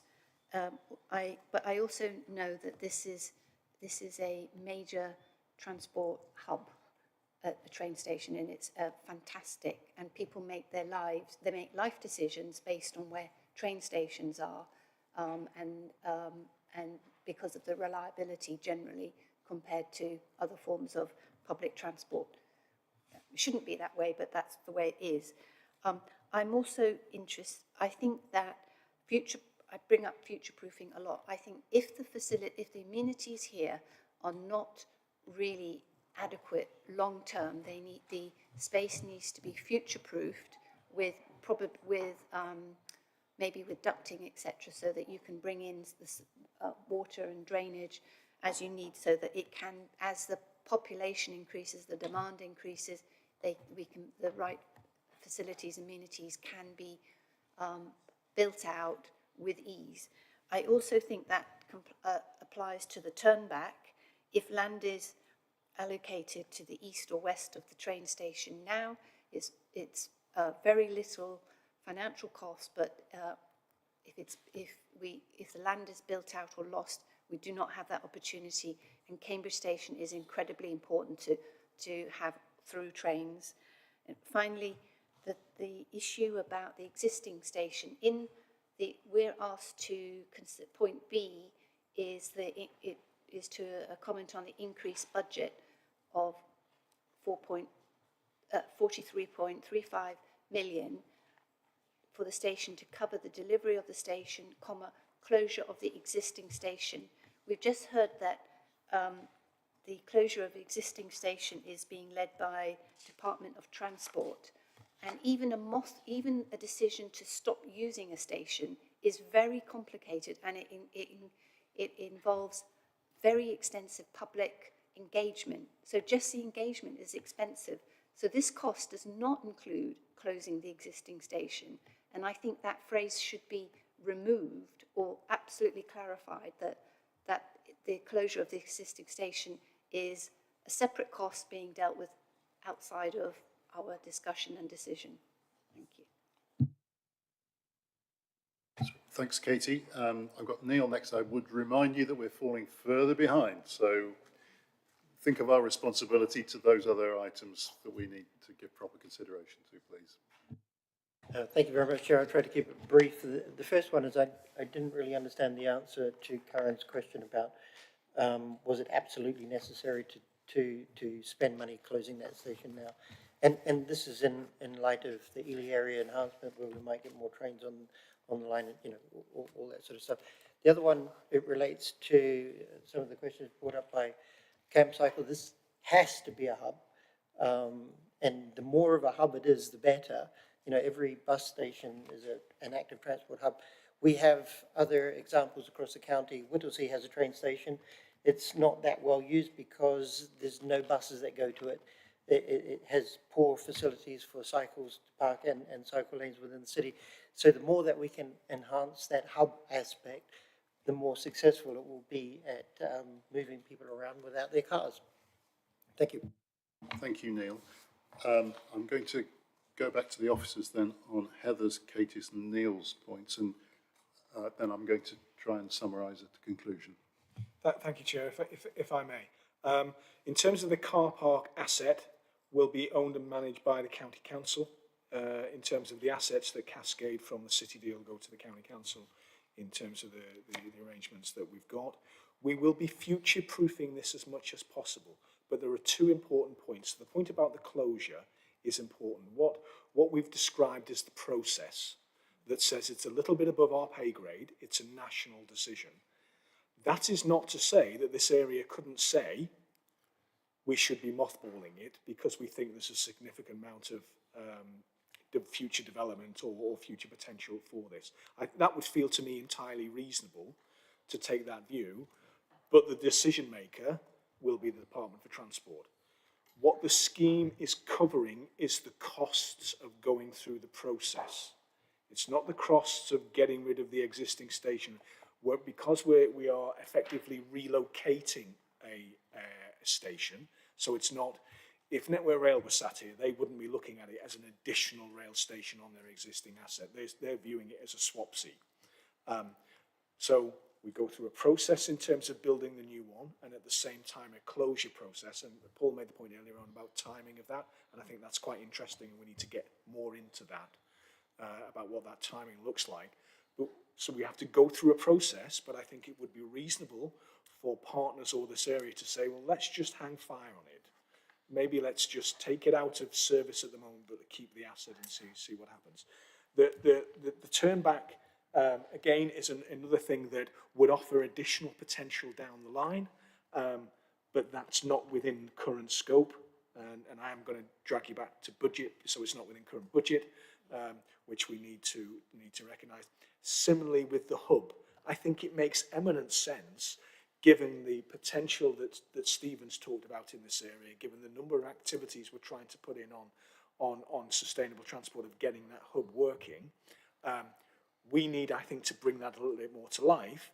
But I am going to say with our our finance lead looking me right in the eye, there's a budget implication on taking an affirmative decision to do that. So it may well we can look at it, but that would need to come back, and then it would have a budgetary implication that would need to be considered at that point, and that is above my pay grade. Thank you, Peter. I wonder, maybe Stephen would need to reply to Heather's point. Yes, thanks, Chair. I mean, I think it's probably helpful to remember there is a viability assessment process built, financial review built into the Section 106 agreement, such that if values rise, the developer's contribution will grow for strategic transport, which can include a range of measures, will grow from 17 million up to 45 million, subject to that viability process continuing. And that's based upon a kind of an assessment of the number of trips and the proportionate impact on the wider network. So it's a proportionate contribution, but it will go up. I think if we're, the process that arrived at the Section 106 and the balance of infrastructure contributions last time, the only variable that we have now got available to us if, for example, public funding is not provided, is to renegotiate the 106 agreement in terms of where the infrastructure costs rise. But critically, the likely casualty in that process will be the affordable housing proportions on this development, because the cost of education infrastructure has likely increased. Those are the education, transport and affordable housing are the key parameters driving the infrastructure and development costs on a site like this. So if the developers are unable to find funding, and because of the very clear trigger that no dwellings can be occupied on this part of Waterbeach until such time as the railway station is delivered, we either have to choose not to deliver the houses, we can issue a permission, but actually they won't be able to implement it, or alternatively we have to go back into negotiations around the affordable housing quantums in order to be able to secure the necessary infrastructure to allow the first house to be occupied. And so it's against that context, those are the variables that I would have to say to you. If we choose not to deliver Waterbeach East, or make it undeliverable, from a local planning authority perspective, we will have to identify additional locations for that housing to come forward to meet our housing land supply obligations from government. So I think it's, see Heather wants to comment, but it took us a year or so at least to be able to increase the affordable housing component, I suspect. That is the only variable in the process now. Thanks, Stephen. Just quickly come back. Yes, it was just to say on the urban and civic site, if I remember rightly, actually any uplift on the viability assessment means there's more affordable housing because we gave them the sort of phasing in. So I know we secured it by amendment to 106 for urban civic. With RLW, it was a strategic transport. But what I am suggesting in the viability clawback is not something that would jeopardise the rest. It's if they make more, that they are not then able to retain that profit, they have to pay back in some form or another. And if that can be explored, that therefore doesn't risk anything. It's as if they make more, because we know of urban civic, it goes on affordable housing, but RLW would come to transport. Okay, got the question. And just, that is what the 45 million ceiling is for. So if they make more money, then they contribute significantly more towards strategic transport infrastructure. For urban and civic, because they were below the affordable threshold, we determined that the viability appraisal led to additional affordable housing as the first call on that additional value. That, however, was at the expense of strategic transport contributions. And so for RLW, this scheme, all of the additional uplift in development value that leads into that viability review is targeted towards strategic transport up to 45 million. And that was the trade-off. So one, urban civic does the affordable housing as a priority, RLW does strategic transport as a priority. But if we don't change the parameters now, what we know at the moment from the conversations is the scheme will not start because the viability of the scheme cannot justify the station, and the station is key to unlocking the first dwelling. So that first brick principle means that the developer would have to reconsider the Section 106 agreement to be able to fund the delivery of the station on their own. And that will delay other infrastructure, or as I said, it may well mitigate the affordable housing that ultimately is deliverable on the site. Okay, thank you very much. Right, so to summarise, so there are a number of points in the recommendation that the board is going to consider, which are at the bottom of page 69 and top of page 70. I think that there seems to be implicit in all of our discussion that we want this station to be taken forward to the next step. So we didn't really actually explicitly say that, but I don't think we'd be saying anything about the other points if we weren't. And I think we welcome the inclusion of the Hall Road in the new financial arrangement. And I think in terms of the other points of that recommendation, I don't see that there is anything that we disputed. But we did make a number of other points, I think, and I think most strongly I felt the points about the extent of facilities at the station were very widely subject to your comments, in the sense of being disappointed that it seems rudimentary, and that even recognising the constraints that have already been set in place here, we would like to add our voice to those, saying, can we at least make sure that there is provision included in what is done for future development of those facilities? And I think Katie's expression was future-proofing, which seems to say it quite nicely. And that includes land where necessary. I think I also heard a point about timing raised, which was, I guess, I wrote down in my notes a sort of just-in-time requirement, which was not too far in advance, not too far behind. But I think we would want to capture that point as well.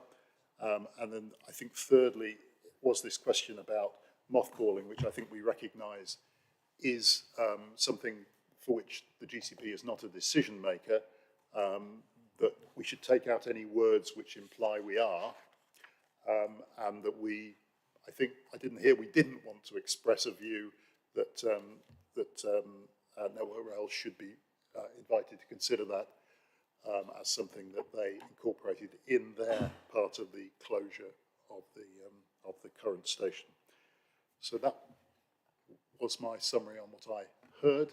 I don't hear any voices against, so I shall move on quickly. Oh, except Stephen, so I'm in trouble. I'm not seeking to dissent.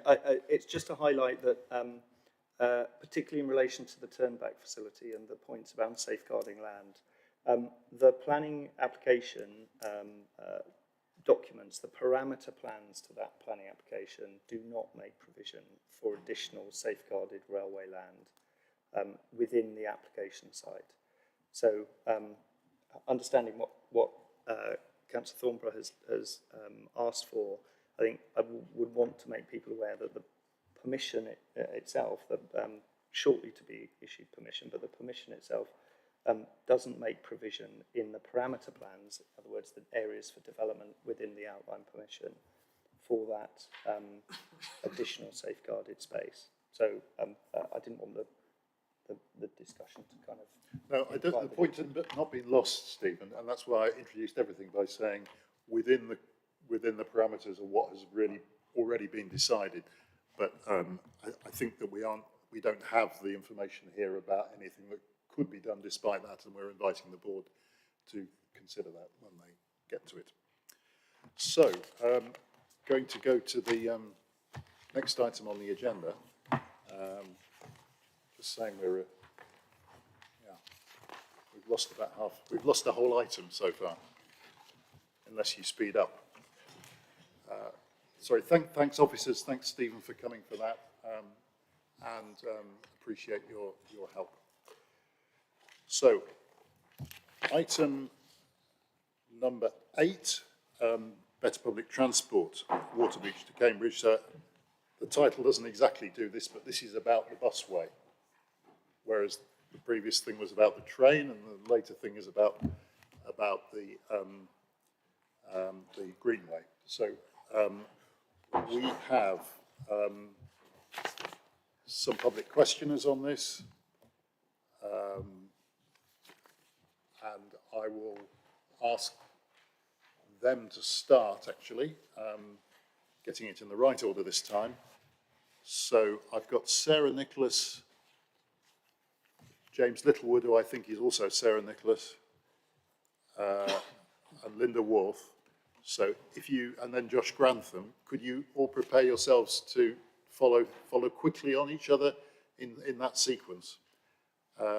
Sarah, would you like to go ahead? Thank you.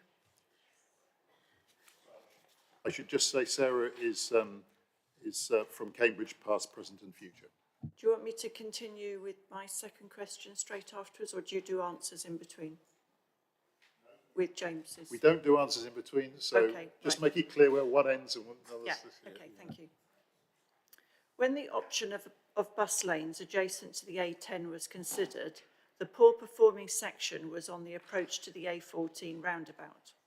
This is because of the delays caused by the traffic lights at the roundabout and queuing traffic. The central and northern sections perform much better for bus lanes because there are no junctions or roundabouts on this section that would require the bus to stop. It was the poor performance of the southern section which led to the bus lane option being discarded in favour of a road through the countryside. However, following changes to the scheme, the preferred alignment for the off-road route now involves buses travelling to the Milton Park and Ride adjacent to the A10 and then travelling along Butt Lane and avoiding the A14 roundabout.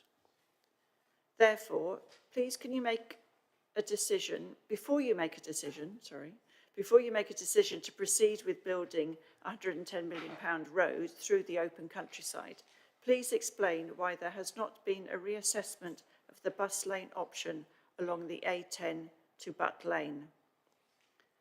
And my second question on behalf of James Littlewood, who's Chief Executive of Cambridge Past, Present and Future. Building this road through the countryside will have a major impact on the landscape, nature and archaeology. These impacts are significantly worsened by providing a maintenance track next to the road. Because the optical guidance system is essentially a road, it doesn't require a maintenance track. Otherwise, we would be building maintenance tracks every time we build a road.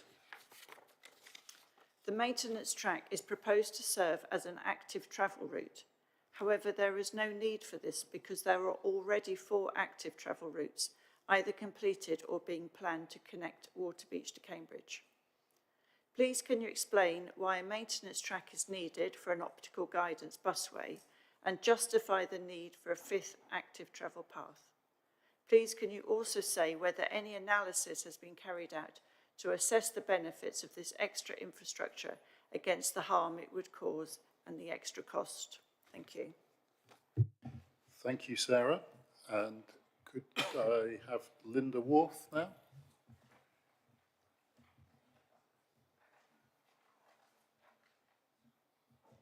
Please go right ahead, Linda.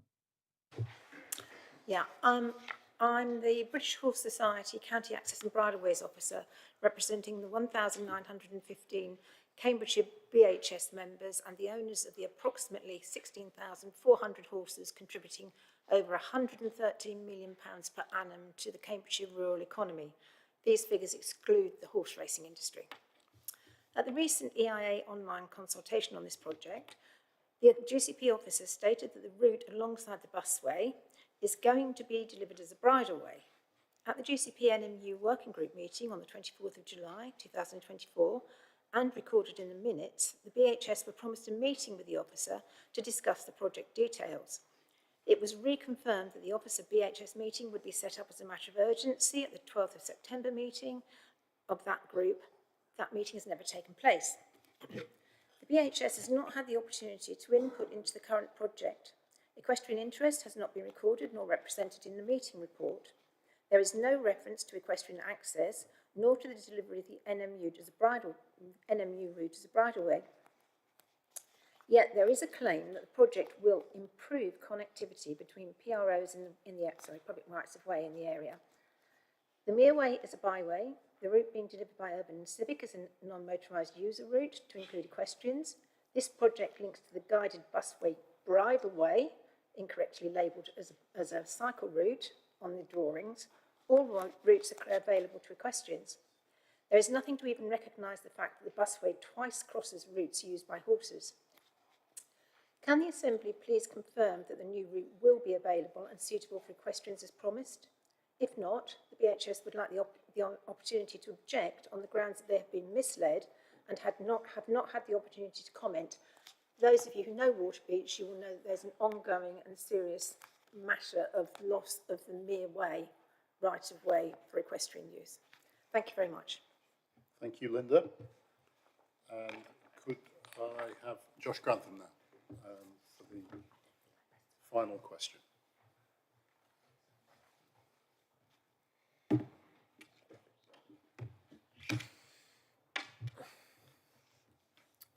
The latest designs for the Waterbeach to Cambridge Worthsway still present a number of issues for people walking, wheeling and cycling.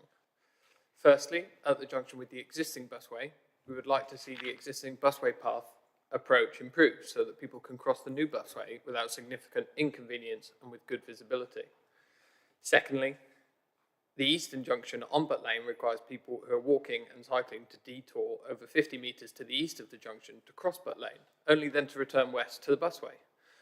The design should enable people walking and cycling to cross west of the proposed junction to meet the clear desire line. Thirdly, it's unclear how the Mere Way route will interact with the busway designs. The crossing of the busway is not shown, and the alignment of the Mere Way route makes little sense in light of the proposed park and ride site. We'd like to see a rationalised design brought forward that better integrates it with the park and ride site. Will the GCP commit to reviewing these items to improve the active travel links for people of all ages and abilities? Thank you. Thanks, Josh. Peter, is it you going to respond to those?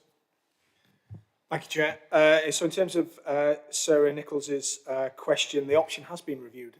It doesn't meet the project objectives, particularly around securing more reliable public transport, and it certainly doesn't provide the additional capacity required to deliver Waterbeach Newtown. The upgrades and requirements on the A10 would lead to further congestion on the A10, and arguably that's quite busy at the moment already, and it would also not lead to improvements in reliable bus services. There are also a number of pinch points that cause significant difficulty with regard to buildability, impacts on property and on cost. In terms of James Littlewood's question, I hear James is poorly again, so I hope he feels better soon. There are very clear standards and requirements for delivering on guided bus systems that are laid out by government. Cambridge South County Council has a view, as has British Pave. And we can provide the details if necessary. In emergency situations, the track allow a safe route for stranded passengers to get off the vehicles and decant safely, and also an additional route for emergency vehicles in accordance with the standards. The business case, environmental impact and financial assessments have considered all aspects of the route and the proposals, both the maintenance track and the main route itself. And finally, just a general note, obviously we've talked about Waterbeach Newtown earlier, and actually active travel routes and sustainable travel routes are going to be incredibly important in terms of delivering that sustainably. In terms of Linda Worth's question, where appropriate and where possible, sections of the route alongside the guided busway will be designated as bridleway. My caveat is we need to discuss that with the relevant Highways Authority, which we will do, and officers will meet with the British Horse Society to discuss the project details, and that will be confirmed in the minutes. And then in terms of the final question from Josh Grantham, at this stage the designs of the junctions have not been fully developed. Nor would we expect them to be, because we've not reached the detailed design stage, which we will undertake in due course, will be subject to appropriate safety audits, and we will involve local stakeholders. It is planned that the Mere Way route will pass to the south of the new travel hub, with a direct link proposed into the travel hub cycle parking area, and that is planned in. Mere Way will then cross the busway to the south of the travel hub, but again, we will expect more details to come forward and discuss them in due course. Thank you, Chair. Thank you, Peter. And now we have Councillor Anna Bradnam, who, as I described earlier, represents the area on both the district and the county councils, and she's going to briefly speak to us. Thank you very much, Chair. On this, again, we welcome this route as appropriate to support the development, and reminder people that there are going to be 11,000 people at Waterbeach New Town before in due course, and so it's important that we support the development there with public transport routes in order to avoid people using the A10. So I wanted to say thank you for the realignments that have come at the junctions with Land Beach and Land Beach High Street and at Waterbeach Road, Land Beach, following the public consultation. That's very welcome that people in both those areas have been listened to. So I welcome the new transport route and the new park and ride, which also should help with traffic on the A10. And I welcome at paragraph 3.28 the undertaking that consideration is being extended to residents alongside the A10 and in the local vicinity during the construction process, because they could be quite severely affected, and I hope their voices will be heard. So my concerns remain about three items really. One is the potential access at the junctions by motorised vehicles, motorbikes and scooters on the busway track and maintenance track. And I'm also concerned about the security of residential properties alongside the track at those points. So can I suggest that at the earliest opportunity, would it be possible to consider planting thorny hedges to protect properties alongside the track? Because hedges are part of the planning landscaping of these, but if they could be planted in good time, that would be fantastic. The second item is surface water drainage, and I bring your attention to paragraph 3.60 on page 88, because although this is it's not a huge area of tarmac, but it is bigger, and this whole area in the land is very flat and with a very shallow fall to the River Cam, which is the natural drainage point. So to avoid rapid surcharge to the local award drain, which is the responsibility of South Cambs District Council, and which flows through the village of Milton before it goes on its way to the River Cam, I'd very much appreciate close attention to drainage and ditches, because it crosses many as it makes its way northwards. And the third item I'd very much like careful consideration of is the heritage asset of the Tithe Barn at Land Beach and the associated buildings around that, because currently the Tithe Barn looks out across a rig and furrow meadow to the land at an angle towards the A10, and if that's going to be bisected by the busway, I would very much appreciate, again, the planting of hedges on either side of the busway at an early stage in order to protect the views from the heritage asset of the Tithe Barn. Thank you. Thanks, Anna. So a number of points there. Peter, are you going to respond there? I'll start, and if I go wrong, the project lead, Paul van der Bulk, is sat next to me. So thank you for those comments. We are aware of a number of them. The planting, I think, is an entirely appropriate option and something we want to be considering. Drainage, we've undertaken the drainage assessment, so we're aware of what that concern is, and that will be assessed as the scheme goes forward anyway. So not just South Cambs, the County Council, and ultimately the Planning Inspectorate will need to be reassured that the drainage plans make sense. And certainly working with yourself and local communities on the security issue and the heritage issue about the Tithe Barn, I think are going to be incredibly important. But I think there are opportunities there to address those in a positive way. I think there's also access at junctions, right, from other vehicles. Yeah, sorry, the security issue. So it's the e-bikes, the e-scooters, the motorbikes getting on, and that's a common issue across the busway issues, busways generally, and it's something we will be addressing as we go forward. Thank you. Could I just also add, just in general, please would members of the GCP keep their microphones close to them, because the audio is not great in this room, so it's hard for us in the public gallery to hear you. Thank you. Useful feedback. Thank you. Right. Thank you, Anna. And now, members of the Assembly to discuss, and just to focus that, we have the things that the board are actually going to decide on listed on page 94 from A to C.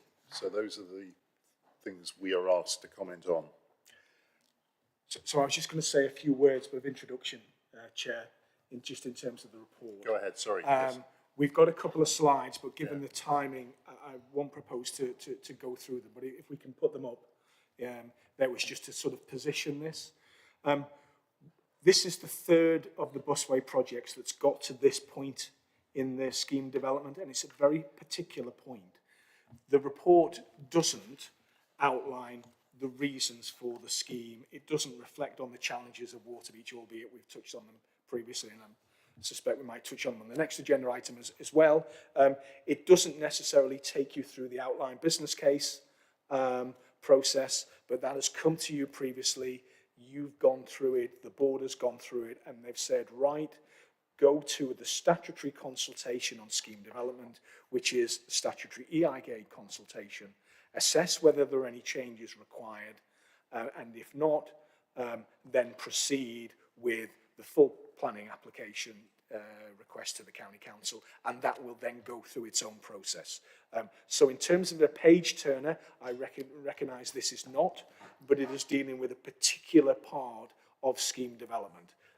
And as the Chair's outlined, there are, in paragraph 1.10, just outlines the questions that will be posed to the board in terms of noting the outcome. So we were going to talk you through a little bit of a rehearsal, but I'm conscious of time. So note the outcomes, the proposed changes, and I think the local member referred to a couple of them, but section 2.5 outlines some of the proposed changes following that consultation, and then otherwise agree to progress this scheme to full planning application, development and assessment with all the necessary processes that goes through.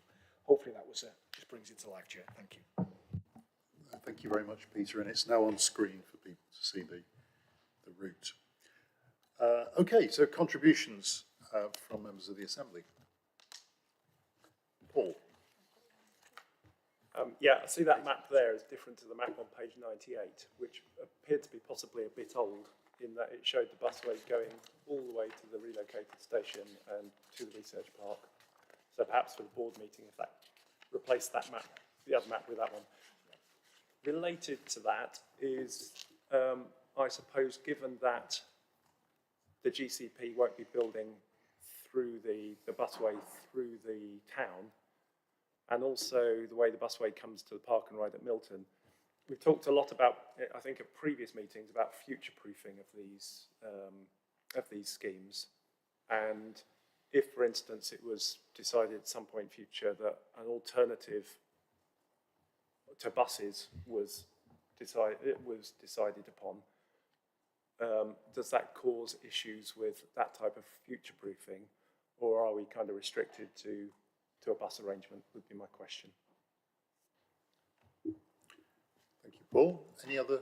Oh, Katie, you had indicated. It's exactly, it's just about the future proofing. We've raised it before and we've had confirmation that new busways should be designed to take future, maybe autonomous, maybe not, mass transit solutions, and in the detailing that will just need to be considered. It's just, it would be perhaps somewhere in a report to the board, it could just note that that all busways, the intention is to future-proof them.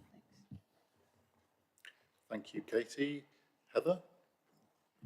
Thank you. So future-proofing on everything. I mean, technology changes so fast now, and these projects, you know, we say like 2027 or things like that when we're talking things today, but the likelihood of the world being a very different place at that point is really key. It reflects in the report about sort of the consultation responses, but we don't sort of get, I didn't feel a real feel for support or not through those. I don't know if that's what, it just says there were X amount of responses, here's some of the things that were raised. So if I'm trying to look at that to see, is this something with support or not, it's quite hard to gauge from the report. And that's probably given me a bit of a difficult steer today. I will say though, it is disappointing to hear from the public questions that whether it's through lack of engagement or through just miscommunication or however this is coming about, it does feel like we're kind of not learning lessons in the way that we approach groups, because we've managed to, normally we find that we are keeping like CamCycle and cyclists happy but not horse riders, or vice versa. Here we've managed to upset both. I mean, it's just, and it does feel like we're in a bit of a cycle. This keeps happening. So I think we need to look at how we're engaging with people. And it's really concerning for someone to say that it's in the report that they've been engaged with and they haven't. I don't believe, and I've never witnessed anything that I would say is deliberately not engaging, to be fair to officers. But I think we've got to look at how we engage with people, because it's clear today that's just not working at the moment. Thanks, Heather. Christina? There's a question on a previous, don't feel well placed to comment on the designs, as if it's more the process of that we've got to. I do recall that when a question like this came up before, we made a commitment that schemes would be reviewed, I think, by Active Travel England or someone who carries out scheme reviews. And just, I wondered, has that been part of this process, or will that be part of a future, more detailed design process? Thank you. Peter? Thank you, Chair. Future-proofing. So, and it sort of comes back to how much of the future can you really anticipate? So parts of this are the very nature of having segregation with less engineering than the current busway. And again, just to caveat my view, the current busway is great, but it was built some period of time ago now. So having the space with less engineering means that you can accommodate more things going forward. What could we speculate? You can speculate about automation. You know, the local bus company is running automated vehicles across the Forth Bridge as we sit here, and that's working. So in terms of what can we reasonably future-proof, I think we've tried to accommodate that as much as we can. The slight difference on this to the other routes is the interrelationship with the new town, because you know we're trying to work with that, and Stephen's gone. But you know, the idea of working particularly with local planning colleagues to make sure that we get as closely as we can in that development. But I think it's going to be really important to continue that dialogue going forward. There is no magic solution on I've invented something, we will deliver something that is future-proofed, because the future doesn't work like that. But we are trying to use the thinking, both of what's gone previously, and we've got a real live example here, but also where the other pointers are. And we mentioned the smart work stream earlier on, so a lot of the work that Dan and the team are doing are on what's going to happen in the automation space, what are the regulatory issues. So we are doing, you know, our damnedest to try and accommodate that. But I can't sit here and write a blank check to say we will absolutely have thought of everything, because we sort of haven't. Hopefully that responds to the future-proof question. We will always take lessons learned So I'll take that on the chin. What I would say, though, is that some of the questions we get are about future stages of the project, and I understand why people want the answer now, but we're not at the point where we're doing the answer now. A detailed design on a scheme like this might cost £10 million. So you do the detailed design when you absolutely need to do the detailed design. You don't do it up front if you're then going to fall at the next hurdle. So we will always try and learn lessons, but we need to get that balance right. Active Travel England, not on this scheme, albeit I'll take that away. So why not on this scheme? We're using them on the greenways. So that was because they're the sort of more bespoke cycle facilities. Obviously, we've had the conversation about the maintenance track on this earlier on, and I'm not sure whether it could fall in their remit or not, because it's already complex enough, but I will happily ask the questions whether that's possible. Hopefully that picked up some of the points, Chair. Thank you. Briefly, Heather. Sorry, just one thing I picked up. So on Appendix 8, the proposed transport links map, it's still showing the sustainable travel zone. You might want to remove that. Okay, that's noted, Heather. So I don't see other hands, and I believe that we are reacting to this by supporting the next step, the Transport and Works Order Act application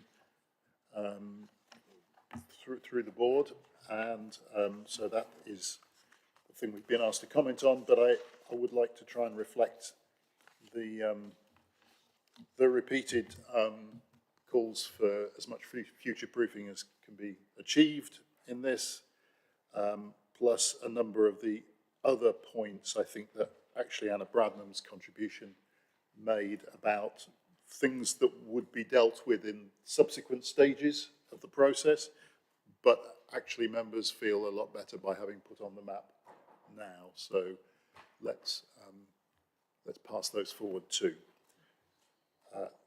That I think is the extent of the conversation about that. So thank you very much. We're getting back on track. Or it takes a bit more than that, but I do feel the need to allow a break at this point, as it's halfway through the agenda items. So can we just confine that to 5 minutes and restart at 4:05?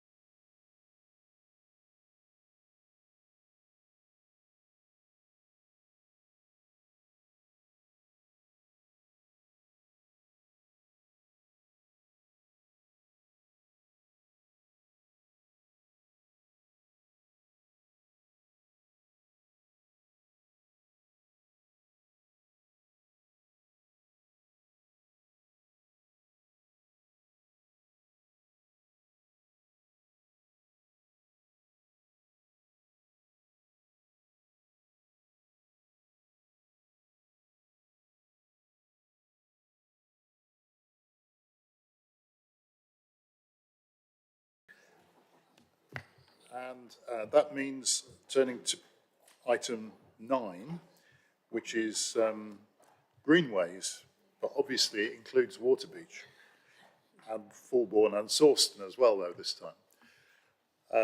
We have a couple of public questions, and we'll start with those. And I've got Linda Worth, followed by Josh Grantham. If you could line up in that sequence, please, and ask your question.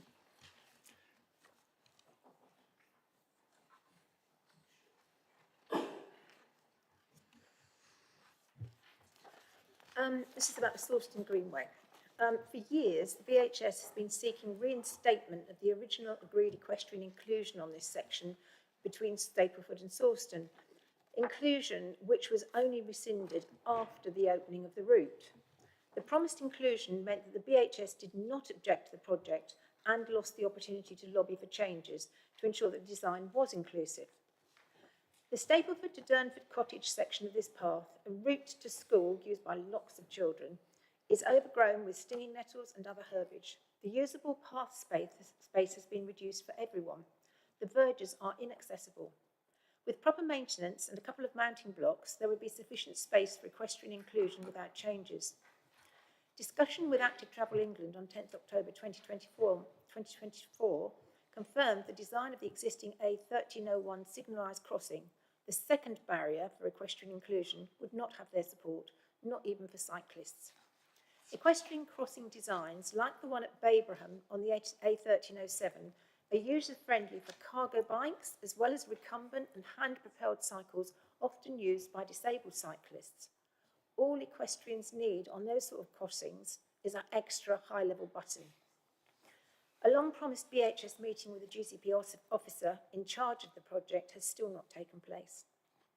The proposed crossing designs which you're looking at today could further support equestrian exclusion from these publicly funded safe off-road paths on a road where there is literally no sane alternative. You would die going across that bridge on a horse. Please will the GCP take these facts into account in making their decision? And whilst I'm here, I'd just like to say that I noted Councillor Williams' comment about engagement with other groups, and I have to say that I really appreciate all the GCP's engagement with the BHS. These are a couple of blips, which is why I'm here today. Thank you. Thank you, Linda. And then Josh Grantham is the second questioner, and I'd like to say, if he's not going to, that this is result of a combined question, another one asked by David Stoughton of Living Streets, substantially the same issue, but only one question needed. So I think Josh is going to do that on both their parts. Same issue, obviously, very different requirements for users. So, thank you, Chair. Not all greenways are created equal. In the case of Waterbeach Greenway, the scheme is an opportunity to provide 4,000 people in Milton, 5,000 people in the existing Waterbeach settlement, and 25,000 future residents in Waterbeach Newtown with a safe, convenient and direct route to Cambridge, only 5 kilometres away from the edge of the city, a distance that we know many people are comfortable cycling is suitably provided for. This potential makes the Waterbeach Greenway unique in its ability to change people's travel behaviour, unrivalled among not just the Greenway project, but probably of any rural cycling route in the UK. The decision goes beyond active travel. The scheme is a vital component to reducing traffic levels on the already heavily congested A10. Based on this observation, we have long stated that the standard Greenway approach of a 3-metre shared surface is wholly inappropriate. The National Walking and Cycling Design Guidance in LTM 120 states that 3 metres is inappropriate if there are over 300 cyclists per hour. Based on the importance of this route, wherever possible, there should be separate space for people walking and cycling, whether that be in Milton or as we have proposed as part of our alternative vision for the off-road route between Milton and Waterbeach. In our alternative vision for the Waterbeach Greenway, which we provided in our detailed consultation response, we proposed a linear park between Milton and Waterbeach, and the vital ingredient for that link would be a minimum 3-metre cycle track and a 2-metre path for other users. Why is the GCP not delivering separate space for people walking and cycling between Milton and Waterbeach, given the potential for high levels of use and the space to do so? Thank you. Thank you, Josh. Thomas, you're going to respond. Thank you, Chair. So the design of the Sawston Greenway, which is a 3.5-mile route, is currently a detailed design stage. Current proposals do contain provision for questions at the A1301, where an equestrian crossing is proposed. Once the design is complete, we will engage with the relevant organisations and it will be subject to a road safety audit. In terms of the section between Stableford and Sawston, further discussions are taking place with the County Council as the Highways Authority to understand how shared space can be used by all non-motorised travel modes where sections are adjacent to the highway. This includes this section as a specific example in those conversations. The GCP will continue to engage with the British Horse Society on the development of these sections. Just moving to the question from both Cam Cycle and Living Streets. So if the Executive Board agrees to the northern section of the Waterbeach Greenway being taken forward to the next stage, then officers will review whether segregation is appropriate and deliverable in this section. Where possible, larger areas of segregation will be provided, as they are across the Greenways network. However, the balance of budget and environmental impact must be considered alongside other routes being proposed or already existing between Waterbeach and Cambridge. We will engage with key local stakeholders once the outputs of the initial environmental and forecasting work are concluded. Thank you. Thanks, Thomas. Would you now like to go ahead and... oh, no, I'm doing it wrong again. Anna. Say, no item is complete without contribution from Anna.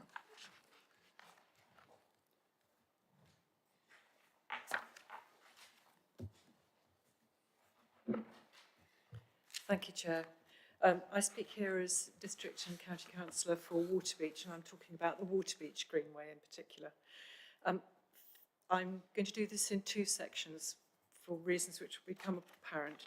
So firstly, I want to think about the north section from Waterbeach down to Milton, and I would refer members to the table on page 112, which refers to section 7.8 and 8.9 at the bottom of the page.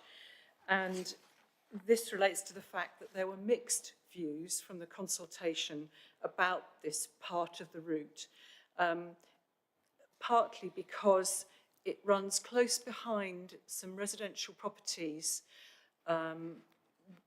residential houses along the A10, but also Cozy Nook Mobile Home Park. And so my concerns relate to the fact that whilst this whole project is welcome, there are considerable concerns along the route. So in this case, the concerns related to, and it has been referred to in the report, but to drainage and the fact that parts of the route as originally planned would have in some circumstances be subject to flooding, and I believe your officers are onto that and are considering how best to work on the ditch there. But secondly, residents at Cozy Nook have previously felt completely safe because their properties back onto a ditch and then fields, and there's been no public access. But they are concerned, given the way that the Mere Way has been used recently, they are concerned that having a cycle route immediately behind their properties could decrease their security.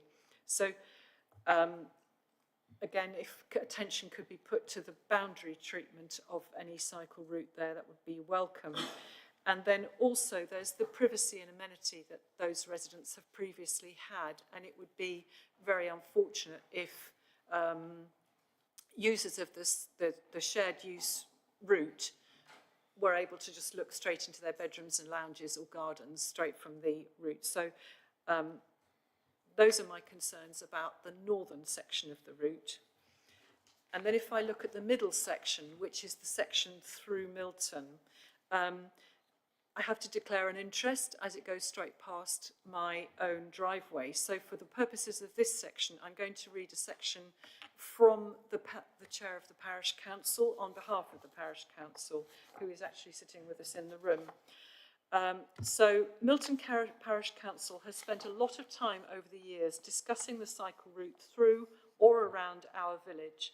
The desire line to approach the Jane Coston cycle bridge from the north will always be along the High Street and Cambridge Road. So we need to make this route work, both for pedestrians in Milton as well as for cyclists. This is the chair, cycle the route through Milton every day, and it's getting more and more dangerous for pedestrians and cyclists encountering each other on the path. We support most of the features that CamCycle have put forward for a separate footpath and cycleway where this is possible. Further time to do a detailed design to separate cyclists from pedestrians and consult on it is welcomed in the village. And indeed, I also welcome that. The part of the route past the shops in the centre of the village needs very careful consideration as the highway is so much narrower there. The parking in laybys enables the shops to thrive from passing trade, and cycle provision must not reduce this parking. Cycles sharing the road with cars on this section would make the area safer for pedestrians. So I'll read that again. Cycles sharing the road with cars on this section would make the footpath safer. And this would need to be accompanied by a 20-mile-per-hour speed limit, preferably throughout the village, and a weight limit to deter lorries that do not need to come through that route. Without these features, the scheme will be introducing risks from increasing numbers of cyclists without protecting the pedestrians who live and work here. Thank you, Chair. Thank you, Anna. Thomas. Thank you very much. So just to take those in turn, so talking about the first section, the northern section of the route, so we are aware of the environmental issues, and that's why we're doing the relevant investigations, and we'll continue to do that subject to the approval by the Executive Board. We are also aware of the concerns related to the Cozy Nook residents as well as the other residents in that area, and I know that officers are already speaking to those residents, and we will continue to do so as the scheme gets further developed. It's worth saying, though, that northern section was overall, it was supported to be taken forward. In terms of the sections through Milton, as I will set out when I introduced the paper, we have put forward working with the parish and local stakeholders to come up with a hopefully unified plan as far as possible, and that's what our proposal is. Thank you. Thank you very much. Thomas, would you like to present the paper? Thank you very much, Chair. And just to start, I have Kerry Allen next to me, who is the Senior Delivery Project Manager for both the Sawston and the Waterbeach Greenways. And I'm going to use a few plans. So just going to the first plan for the Waterbeach Greenway. So I've just covered a lot of it in my response to Councillor Bradnam.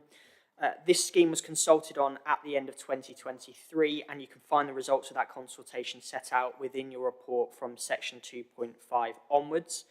Based on the outcome of that consultation, what we are asking the Executive Board to approve is to take forward that northern section through to detailed design, planning and land acquisition, in line with the other greenways that we've already taken through this process.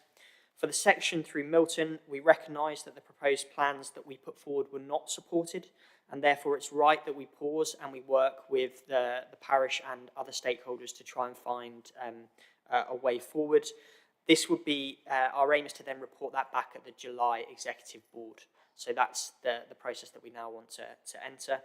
And lastly, I think it's important just to note some kind of significant progress on this greenway, which is that Cowley Road, the red section that you can see on the plan, is under construction right now. So just to highlight that, despite the consultation and everything else, we are moving forward with construction. Moving to the Fulbourn Greenway, which is on the next slide. So again, split into sections. This report asked that following the agreed changes that were brought to the January Executive Board for Fulbourn Phase 1, that we now take that, which is the yellow section, through to construction. We've had positive meetings with local members, and we will be presenting these plans to the public before we begin construction.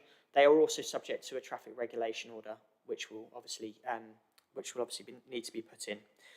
On Phase 2, which is the section in blue, this scheme was delayed due to interactions with Network Rail. We have had a positive outcome with Network Rail on the Yarrow Road level crossing, which we are able to utilise for this scheme. However, other areas, including the section that runs alongside the railway line, has not been as positive, and therefore we need to look at some alternative routes, which we want to do with local members before consulting them, and we've already had one session, we will have further sessions before consulting with the public in the new year. And then lastly, just to note, there is also a section 3, which you can see in red, that has a number of significant engineering issues, and we're looking to work with local members for whether there is an alternative route into the city. Just lastly, moving on to the Sawston Greenway, and I'll do this in two parts. So the first part is Francis Crick Avenue. So following the decision by the Executive Board taken only 2 weeks ago to bring forward the Francis Crick element of the CSET's Phase 2 scheme, we are looking to continue the work on Francis Crick Avenue up to the roundabout with Robinson Way. So just making sure that they tie in and provide the segregation that's needed along that route, so it's a continuous route. It would then continue up Robinson Way in the future. And then lastly, so the board has previously agreed to some early works in Stapleford and Great Shelford.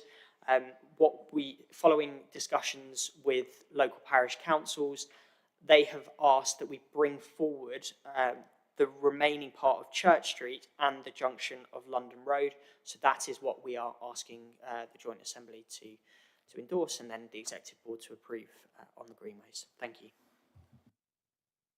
Thanks. Thanks very much, Thomas.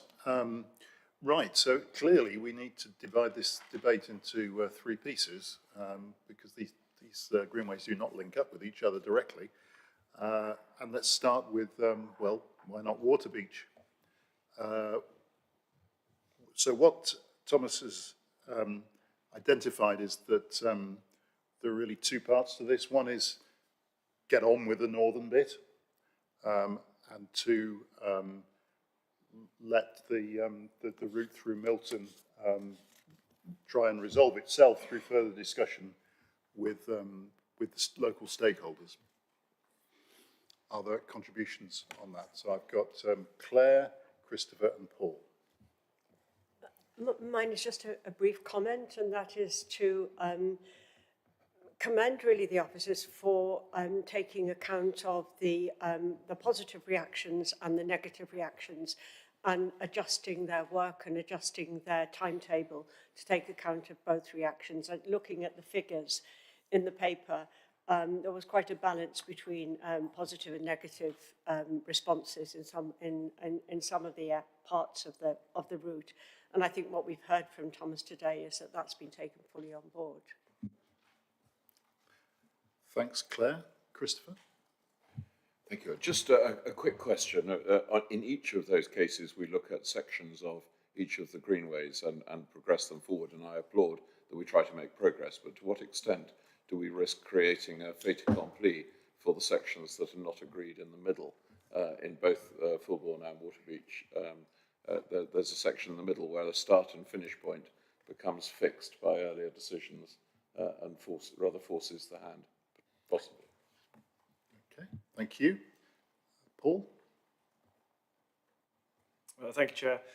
Just to say, I do support the comments made by Councillor Bradnam and the Chair of Milton PC.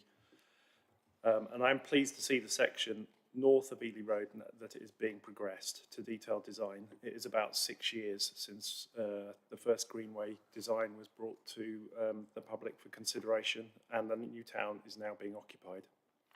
So we do need to get on and build it as soon as possible. And I understand Christopher's point. Even if the section south of Ely Road to the bridge requires more consideration, there are a lot of people cycling between Waterbeach and Cambridge, and they're using a pretty unpleasant route currently right beside the A10, which that will alleviate. So I do support the officer's recommendation for the approach they're taking with the northern section. I understand that although there has been some resistance to the Greenway coming along the High Street and Cambridge Road in Milton, there is a growing acceptance that this is the most direct route, and people cycling will take this route even if the Greenway took a different route. And one of the key points is the shared pedestrian cycle path, which was very unpopular, and I don't think it is appropriate in urban and suburban and other busy areas where there's lots of pedestrians and people on bikes. It just creates conflict and is unpleasant for everybody. So it is more appropriate for people on bikes to share the road with vehicles where there is no separation possible from pedestrians. Milton has got a bypass, which is the A10. So I think everything needs to be done that is possible to discourage through traffic, including closure of junctions and hard measures to slow traffic speeds. Reducing traffic levels and traffic speeds will benefit everyone, and it will make the High Street and Cambridge Road more pleasant places to be. And yeah, that's all my comments. Thank you very much. Thanks, Paul. Heather? So I think greenways is one of those things that we've often been frustrated with. We want to get on with them and get them done. Paragraph 2.6 does concern me because greenway, I mean, that is more people are against, and actually a small amount of people that are actually supportive. And earlier on response to Councillor Bradnam, I thought I heard about overall support, so just be interested to see what that is, because obviously this clearly shows that more people are against it. And I think the principle of a greenway is something that people aren't objected to. And I do wonder, in what was said about access to properties, I mean, we've seen it in my village. In fact, we had 2 cars broken into, three streets done. Like, car break-ins in particular at the moment is something that people are understandably going to be concerned about. And normally when we go through planning, we do have the police consulted and sort of anti-crime look at it. And I'm wondering if that's part of our processes, if that's been done, and whether we've had the police look at our designs and see if we are exposing. Because if we have, and they've come back with comments that things can be done to prevent it, that might give that reassurance to residents that might then mean that they're not opposed and are more on board with it. So that's a question as to whether we're consulting, and it does seem like a practical thing to do.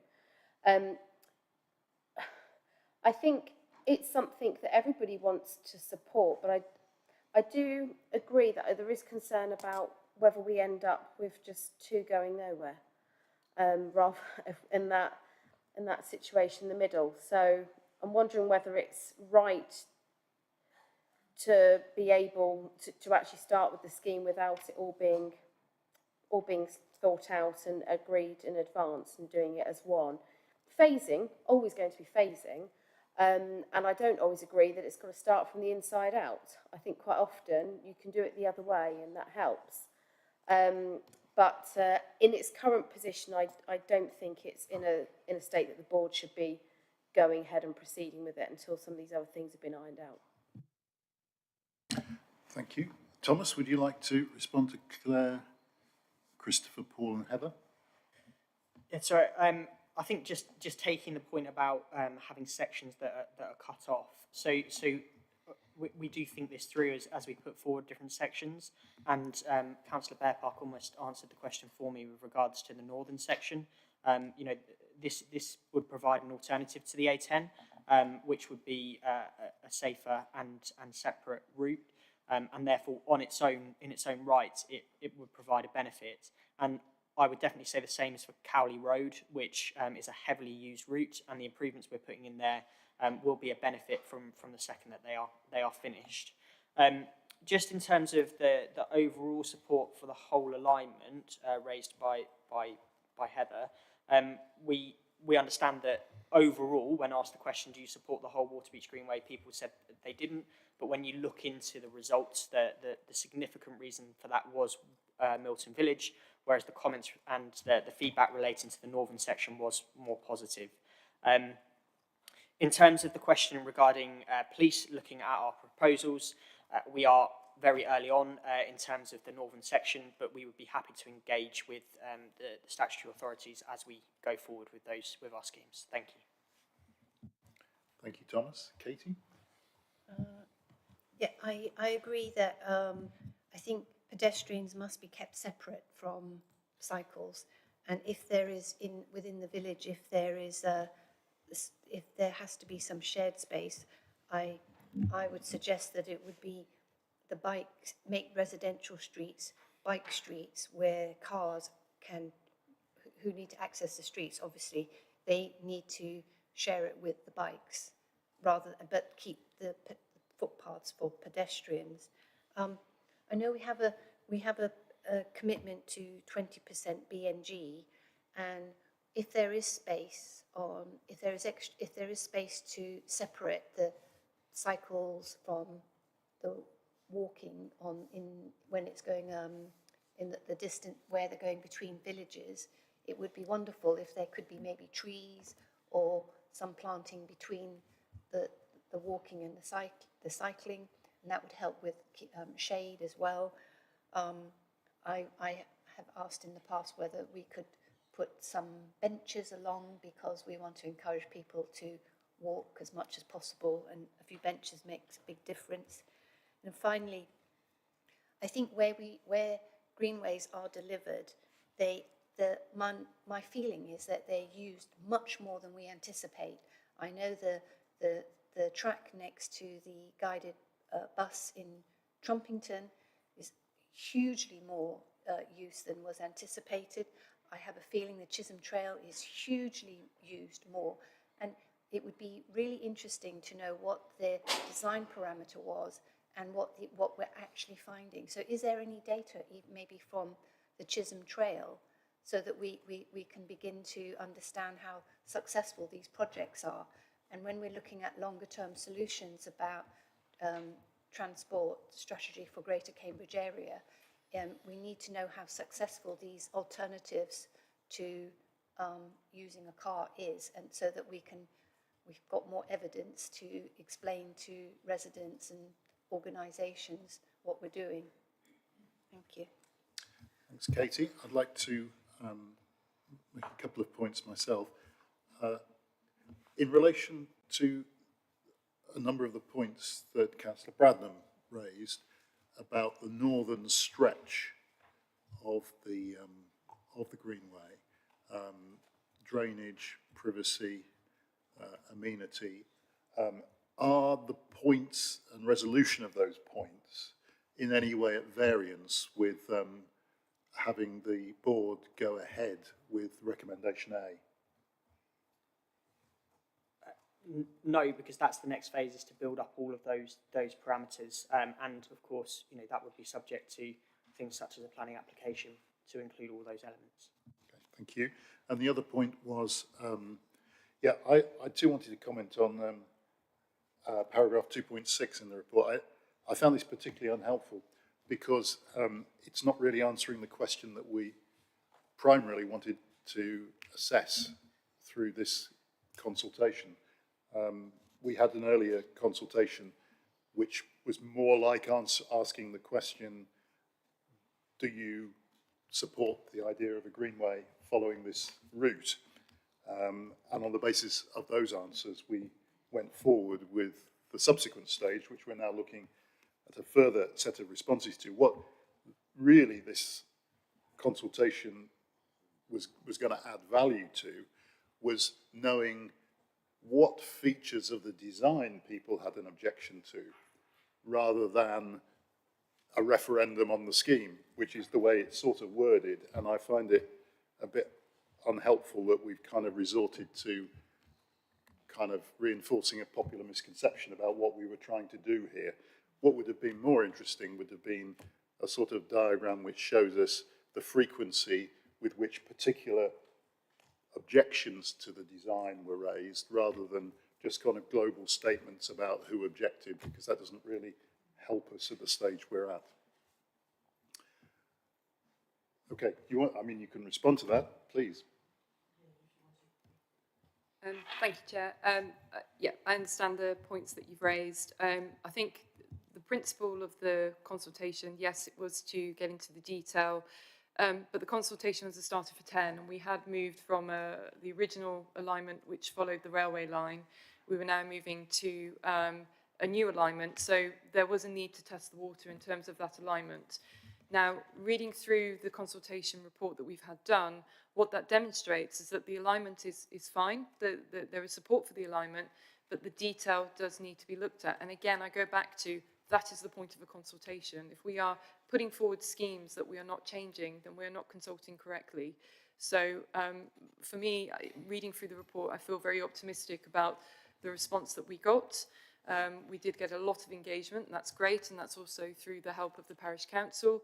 And, you know, we want to continue to work with them, as well as Waterbeach Parish Council, shouldn't be forgotten in this, in order to ensure that we bring forward a scheme that the people want.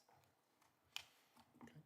Thank you very much. I'm going to move on. Oh, I was going to move on to the next Greenway, but Claire, do you? This is slightly general, but particularly on Waterbeach. I think we should remember Josh's point, which is this is an opportunity. We should be celebrating the success of our active travel paths. That does mean they are already overcrowded. Coming from Waterbeach, if we can make that a super highway for cycles and pedestrians and indeed possibly horses, then I think we would relish that success that we're seeing. I think the numbers are 11,000 per month people travelling on bikes over the Chisholm Trail Bridge, for example. So some really big sets of data coming through. I often am walking or cycling along some of these paths, and they are very, very crowded. And there are no conventions. So Europeans, you will know, always walk on the right. We generally walk on the left. There's no passing convention or dotted lines or anything. I'm not particularly in favour of trees and benches on some of these, because people are then going to bump into them. But road bumps are bad. All sorts of obstacles are bad. But let's just make as much width as we can. Like the M25, we'll always need another lane because they are successful, but this is an opportunity, particularly for Waterbeach. Thank you very much. I was going to draw a line under the... You got Katie's question, I think, to answer. I did, and I thought just to clarify, so it's 11,000 cycling journeys a week rather than a month, which just demonstrates just how many users there are on the Chisholm Trail, and we are going to be that will be forming part of our Gateway Review reports, which are going into government. Just on the points regards to 20% biodiversity net gain, absolutely, we will look for those opportunities alongside as we develop the next stage of design. So I'm hearing some fantastic reports about how the BNG is being used in projects around Cambridge, and I think it'd be really good for the Assembly to hear about these at some point. Thanks. I think we've already been promised that in the spring, haven't we, from our last meeting? Yeah. Okay, so I'm going to rule a line under the Waterbeach Greenway. The two recommendations there, I think, are ones that were supported by members. We would want to pass through the detailed comments about the northern section, therefore, for attention when that's appropriate. And I think, although we started, some of us, to express views about what should happen in Milton Village, then, but actually the recommendation is saying that needs to percolate through the discussion with the stakeholders. So I'm not inclined to pass through our views whilst they're there to do that, and we can handle that way. So let's get on with the next greenway, which is Fulbourn. See Claire? Yes, well, I'm one of the local members here, so I'm very pleased to have the opportunity to comment on this and to mark the move ahead with Network Rail on the Yarrow Road crossing. That's good news. And on the engagement, just to have really confirmation that there will be an engagement with the wider public in Fulbourn, some kind of wider engagement on this final stage of the design. That's under 2.12. And then on phase 3, which is looking quite far ahead, just to ask if the recent decision on the Mill Road Bridge could be incorporated into the designs for phase 3. Thanks, Claire. Heather, and then Neil. So Fulbourn Greenway, if I recall rightly, was given permission absolutely ages ago, wasn't it? Or it was looked at and was being pursued. It was one of the first greenways that got to the point it was. And then it's sort of been, I know Councillor Cohn has been very frustrated with it not moving forward as quickly as it should. It does feel like there's a little bit more of a stumbling block that's kind of getting thrown at this greenway from how the report reads. And I do hope that that's rectified quickly, because there is genuine support for this across the board, and it really just needs to happen. So it's disappointing to hear that there's now a bit of a problem in the middle, unless I've misunderstood the diagram. But yes, so please do, and please do keep the local members informed, because it is something that they have, I believe, all have really rooted for and supported, despite all the stumbling blocks. Was it 2016 it started, this one? Thanks, Heather. Neil? Thank you very much, Chair. And it's about the phase 3, of course. And since the decision on Mill Road, there's an obvious alignment that goes from the Thames all the way to Drummer Street, directly into the centre of the town. There are buses there, and it crosses the Chisholm Trail with access to the Central Station and Cambridge North. So it does seem to be ideal. So any comment along those lines, now that it should be the hub of our active transport on this side of the city. Thank you. Thanks, Neil. What are you saying that the obvious trajectory for the third phase of this is Mill Road? Absolutely. Because I was thinking the same thing when we saw the diagram, which was the diagram we were looking at in the very early stages of this project, where Mill Road was not an obvious route, but your contribution is suggesting that we don't need to do the side street option now. Yeah, okay. Thank you. Thomas? Yeah, thank you. So in terms of the commitment to a wider kind of public meeting on the changes to design, happy to have a meeting in Fulbourn to explain the changes that have been made following the decision that happened in January, and now that the designs are there. In terms of the kind of middle section and where we are with Network Rail, we've been in conversation with Network Rail for many months, and it is really positive that we've moved forward on Yarrow Road. But the section that then runs from Yarrow Road alongside Network Rail does have a number of issues. We have already discussed some options with local members, and we will continue to discuss those and then take them forward for consultation. And then just lastly on phase 2, I don't know if Peter, you want to comment on that. The paper says we need to review the route, and clearly we'd need to review all considerations, and obviously we are aware of county colleagues taking a decision last week. So that would need to be part of our considerations, which I'm sure you will be questioning us on when we bring this back to you.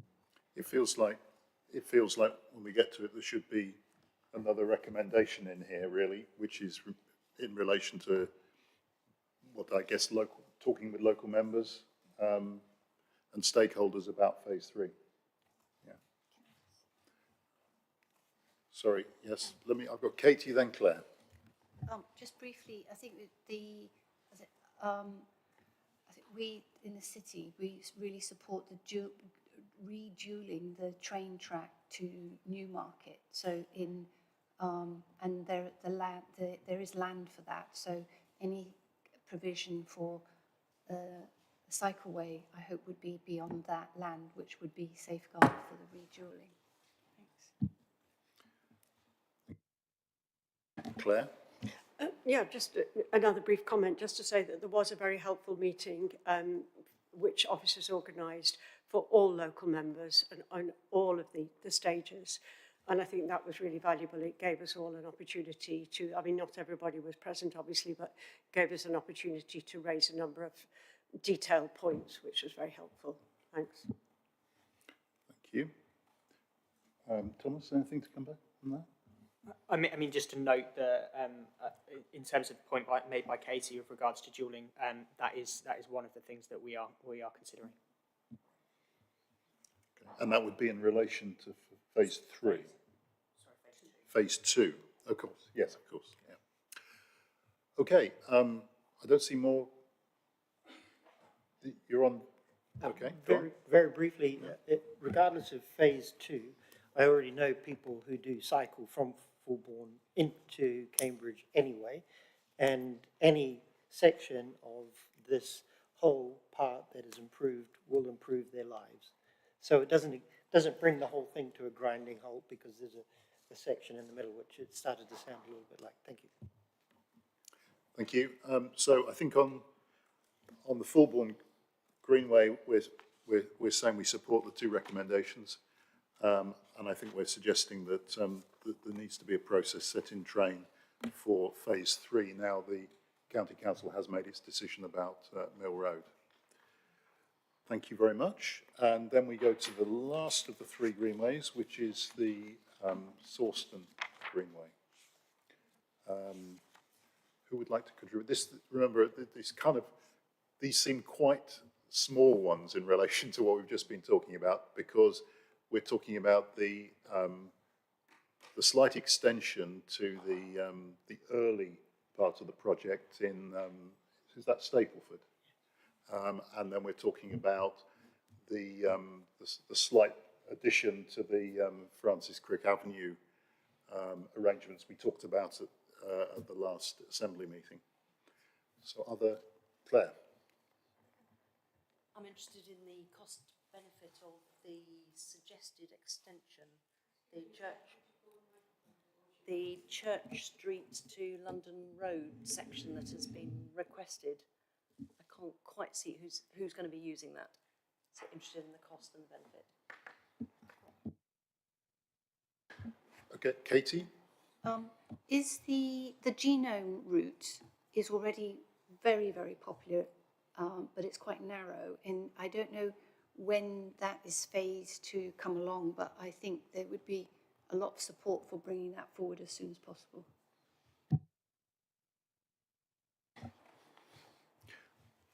Thank you. I had the same question as Claire, really. It seems like the parish council has requested something, but we don't know why that wasn't there in the first place, or indeed what the case for that is, really. Yeah, thank you, Chair. Happy to take those questions. I think first, with regards to the benefit cost ratio, yes, it's already included in that business case that was submitted to the Joint Assembly and the Exec Board spring 2023. So that is already that has already been set out, and that is already included as the overall route. In terms of the question about the DNA path, that is also an early work.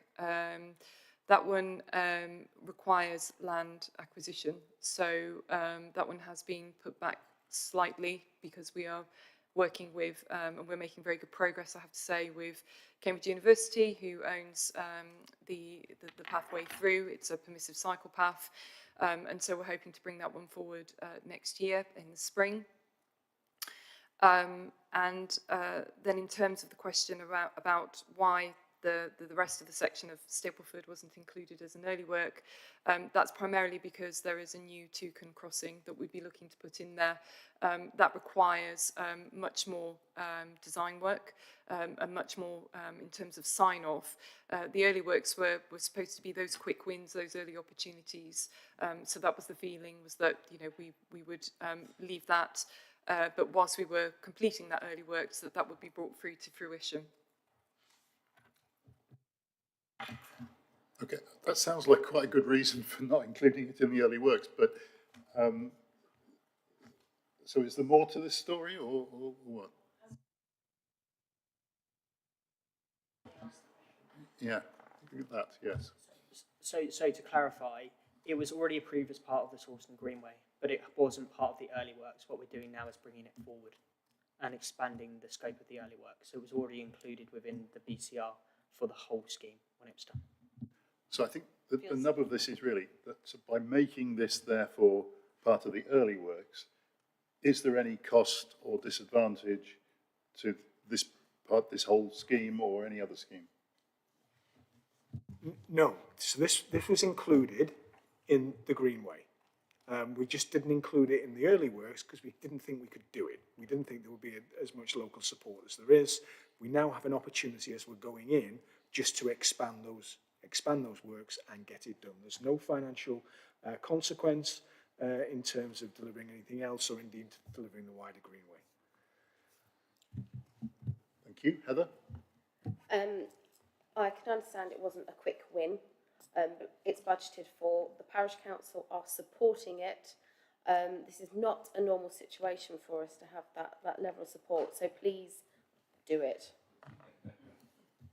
Understood.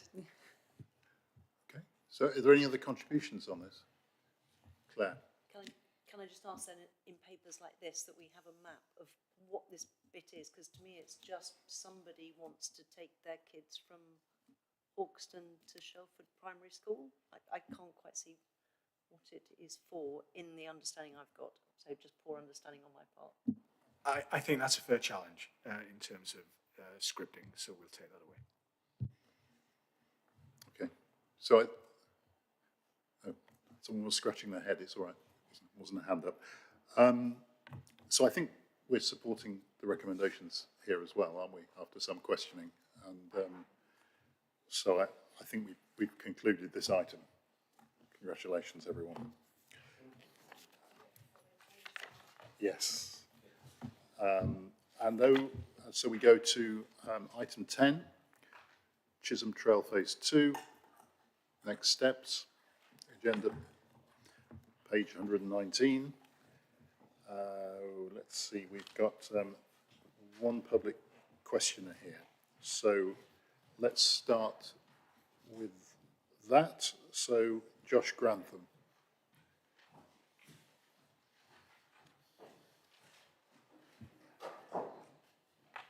You.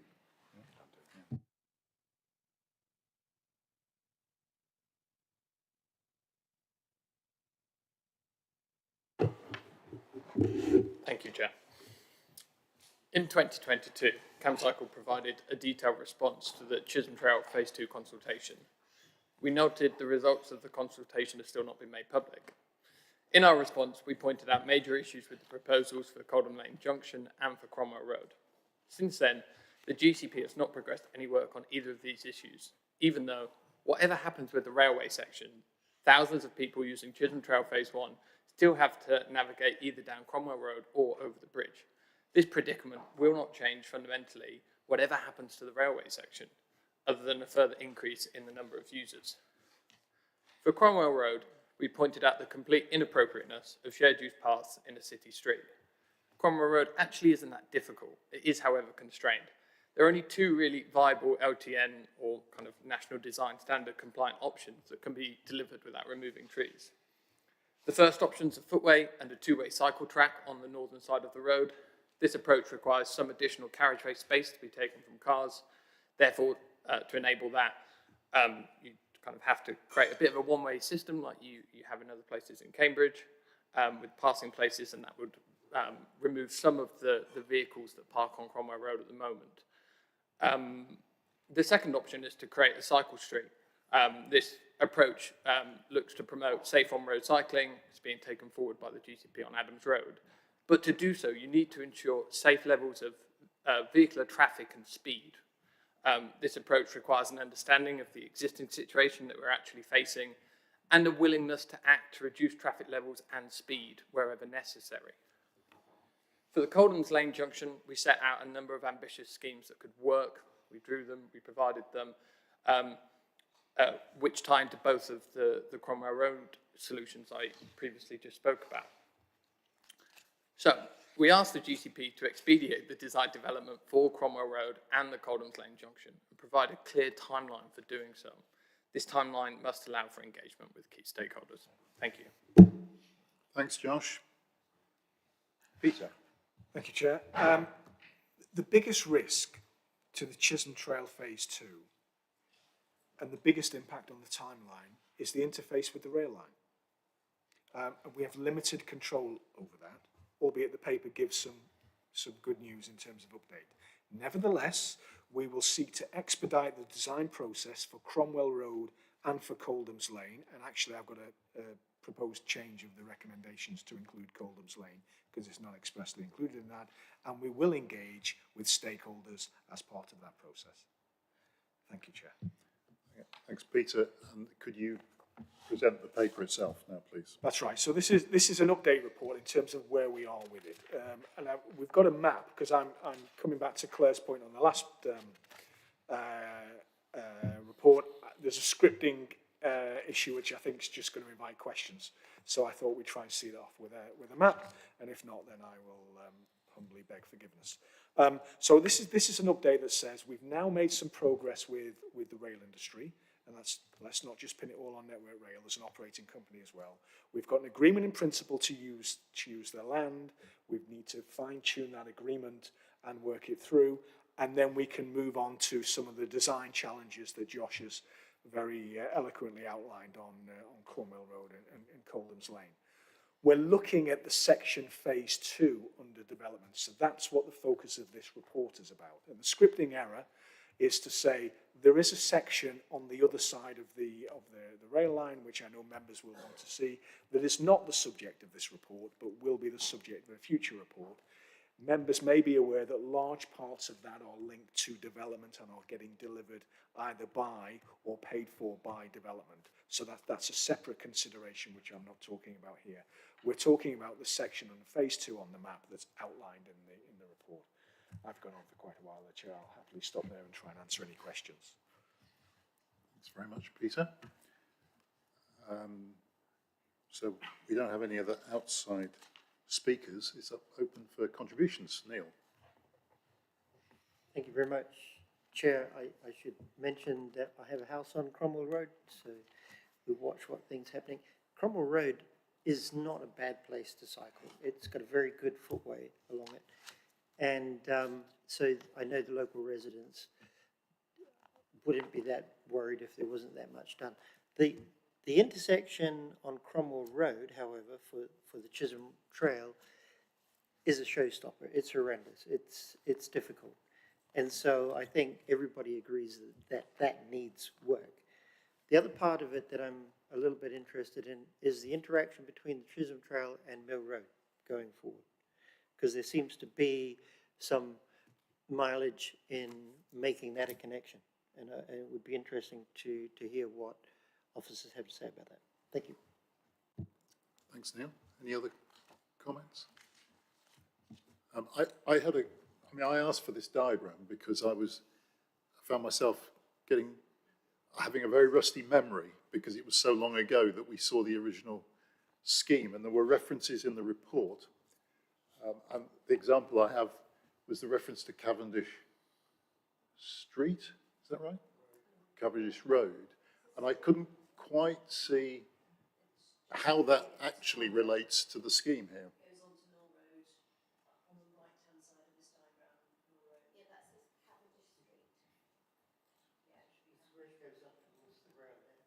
It doesn't seem to touch Cavendish Street on that. It just goes round one corner. Does it? Okay. It just touches the corner. Okay.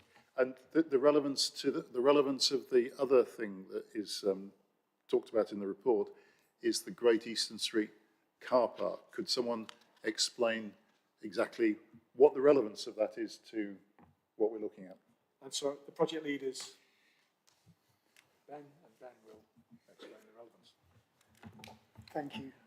So the Great Eastern Street car park is an existing car park at the moment with a play area on it, and so it's provides an access and egress point to the Chisholm Trail, and what we're proposing to do is just to develop it further.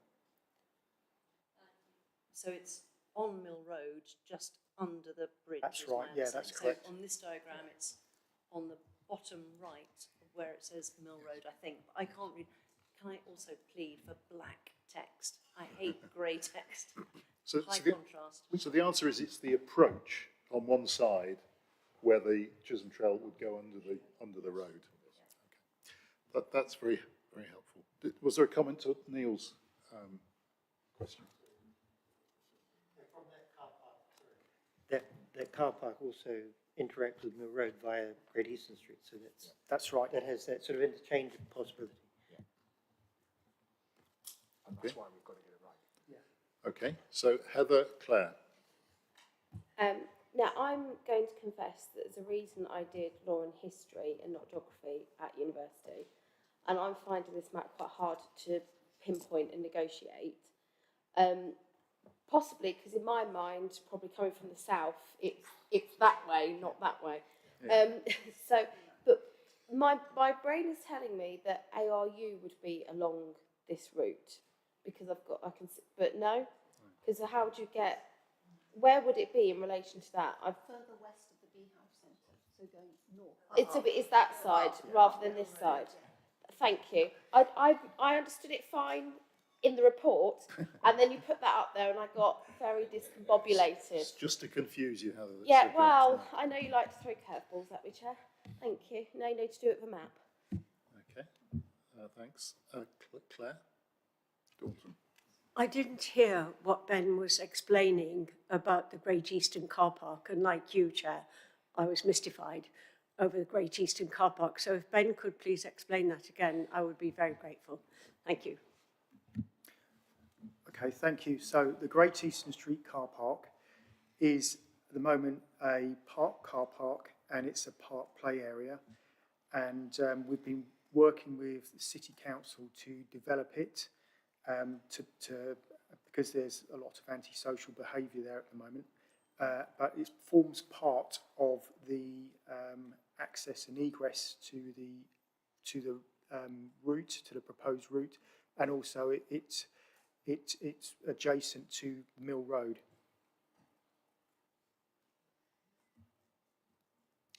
Okay. Sorry, and just, if I may, Chair, and it does link to a point that Neil made earlier on in terms of Cromwell Road and Coldham's Lane.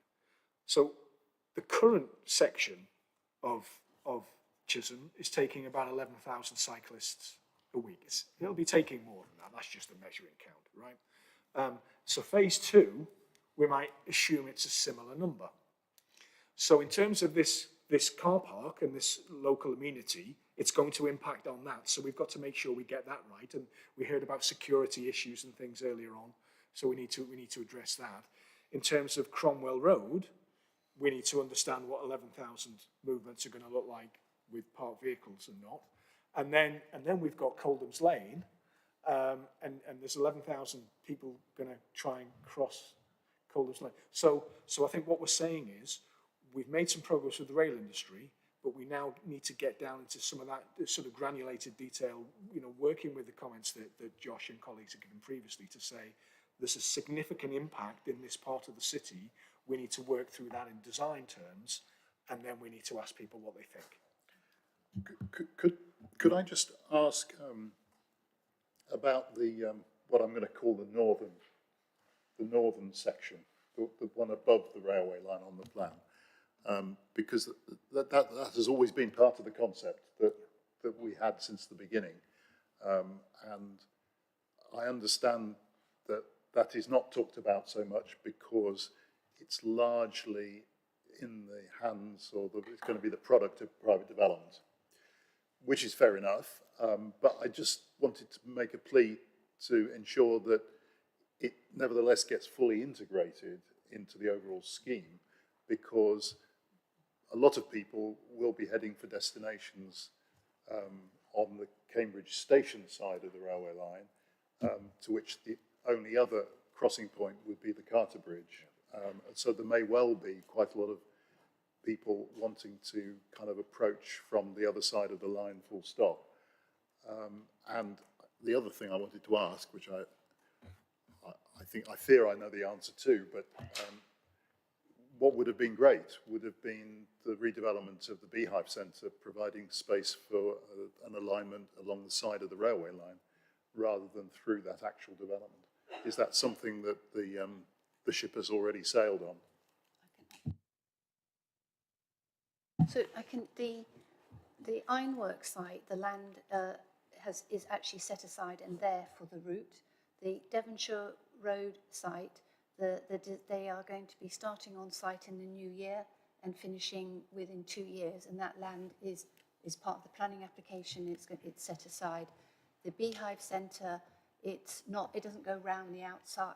Well, the current scheme it hasn't got approval yet. It's being consulted, and it might probably come in the new year.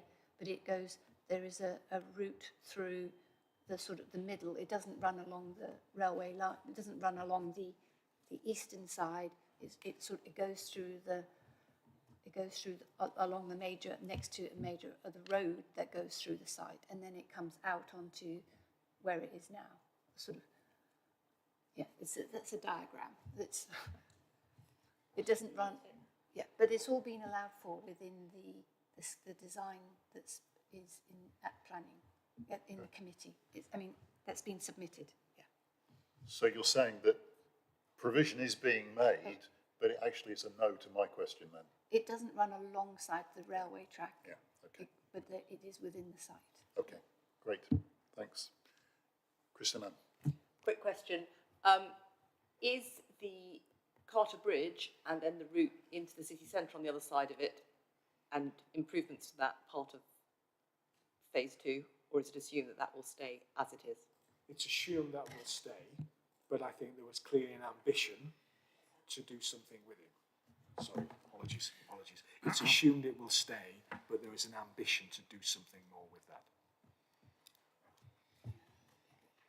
Okay, I'm going to seize the moment of no hands being up and suggest that we stop on Chisholm Trail now. In terms of the points that the board is going to focus on, comment on agreement in principle with the rail industry for the section between Cavendish Road and Clifton Road. Well, I think we can comment favourably on that, but we actually would like it to come to final agreement as soon as possible. B, plans to review and further develop proposals along Cromwell Road and undertake public consultation. I think we've got new impetus on that from contributions that we've heard and would support that. And C, we support, I think, from what's been said. So I think I will try and add to that the other sort of points that don't conflict, but also kind of go with future stages. Thank you very much. And we have one item left. Item number 11, Cambridge Southwest Travel Hub. We have, I think it was 2 public questions to this. I have Mal Schofield, if you'd like to come forward, Mal. And then I have Sarah Nicholas after Mal. Please go ahead. Thank you. It's good to be back. I don't know how many questions later. It might be 15, it might be 20. It's been some time since my last question. I was spoke for choice. Your agenda here covers so many items where my view is that we are making progress. In some cases, like the Chisholm Trail, good progress, but in others, events seem to be overtaking us. That's my concern. And what I have done is, instead of raising questions, and you can see my question there, it's very, very clear. I don't turn over the page because it says I would like to know. What I would like to know is how we're going to spend wisely 750 million shaping Cambridge for 2040 onwards. Because it is far from clear, it's far from clear for me to see that, and I think for many other people too. What I've done is a very short commentary, and if I briefly read this, it'll be enough. And it's good to see some familiar faces like Claire's who were here for the GCP meeting in 2019. Because at that meeting in 2019, there were concerns raised by Councillor Solon, who is now an MP, about the issues in relation to Southwest. Those issues are 2 full pages which are in your minutes. As far as I can see, none of those has been addressed. Not one of those has been addressed. That's 5 years ago. So I won't be here in 5 years' time, but I would hope that in 5 years' time that we will have completed a local plan for 2041, and a lot of the concerns that are being addressed at the moment will have been resolved. Look at the MacDonald report in 2018. It's substantial. That is the last evidence, real evidence of a serious attempt at plotting the future of Cambridge's streets. There hasn't been one since. In the last 2 days, I've been through all your minutes of the Assembly and the board meetings. There are none. The last item, which is referred to, I think, in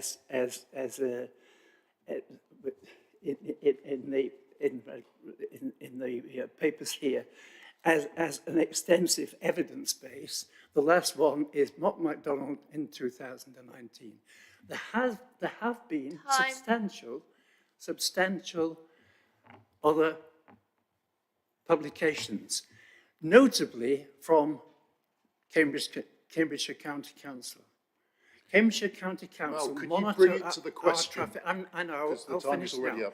Cambridge County Council monitor our traffic on a monthly basis. They've got comprehensive information which has been analysed. I cannot see anywhere that we've used that information to justify any of these projects that you've looked at today. Thank you. Thanks very much, Mal. I'm not sure how much of that was about this item on the agenda, but is there anything you can comment on? Okay, yes, we have one more questioner, yes. Okay. Thanks, Mal. We need the chair for the next questioner.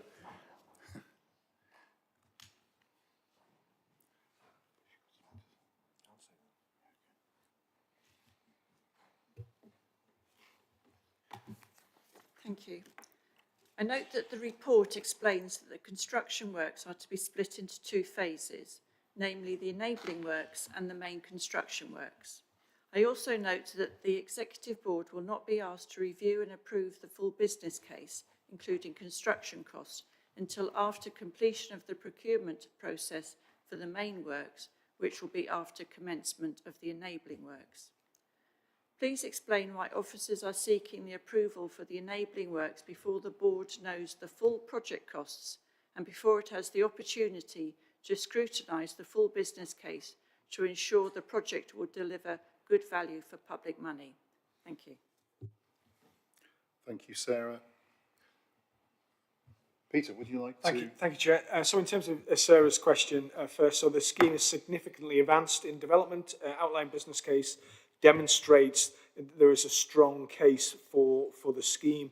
And in common with other Greater Cambridge Partnership schemes, we ask the board on occasion to bring forward works to manage risk and bring forward benefits. And we've just discussed some there in terms of greenways. So in seeking to complete enabling works, it significantly de-risks the delivery of this project, such as groundworks and utilities. And it's something that we can and we have used effectively. And I think finally it's also notable that we've already asked the board to de-risk and bring forward works on this scheme when we purchased the land that was required some time ago. In terms of Mal's question, and obviously I've got a response to your written question, but in terms of your sort of bigger question, I mean, I would say in regards to Cambridge South West Travel Hub, I read that monthly information from Cambridge County Council every month. It's incredibly interesting. And one of the things that's come out that said that in recent months, patronage on park and ride services is 25% higher than it was pre-COVID. 24% higher at Trumpington. And yet Trumpington is full. It was full before COVID. So we're squeezing the pips on this to get people around. And that's not just to the city centre, that's to the biomedical campus, the hospital and beyond. And that feeds into the strategic case and the business case development that's gone on for this scheme, because actually we need to be offering these sustainable transport measures, in this case, a new travel hub, which then links, one of your other points was around how it links with cycling. It links with the Melbourne Greenway, runs right through it. We have the active travel bridge over the motorway, so that no longer becomes an imperative to deliver. So actually, there's an awful lot of boxes that this particular scheme ticks in terms of your wider challenge. Thank you. Thanks, Peter. So to focus us on the actual decisions the board will be looking at, these are, where are they listed? Someone help me with the page number. 130. Yes, 130, the top of page 130. So it's about proceeding on the basis of the planning consent already achieved. It's about doing the phased delivery that's been referred to, and it's a process point about delegation of authority to get it underway. So are there contributions from anyone on any of that? Katie? I think we talked about forming a brief for the best travel hub and going forward. And this is termed a travel hub, but the facilities I think are quite minimal. I think, but also a lot of this was done before we agreed that we would try and put the best travel hubs in possible to promote, to allow they can be bus depots and active travel and walking and all the forms. So is it possible that do you think in the future that the facilities here might be able to be approved? I agree that we should proceed with this. I just wonder if when we define what a great travel hub will be, whether we might be able to, this might come back at a later date. Thanks. Thanks, Katie. Anyone else? Heather? Just on this travel hub, it's not been without its controversy, and it didn't have the smoothest run through the county council planning, if memory serves me right. I think it had to get deferred, and then pretty much a new panel of those outspoken then determined it. I have a lot of sympathy for people that are concerned about where it is in the green belt. And I do appreciate it's a long way down the line now, and it did get consent in the end.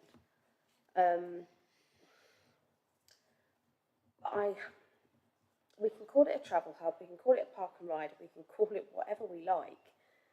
It's a significant piece of green belt, and at the moment I just feel green belt is under such threat that I appreciate I'm, like many other times, going to be a minority view, but I don't think that this should be being developed and pursued.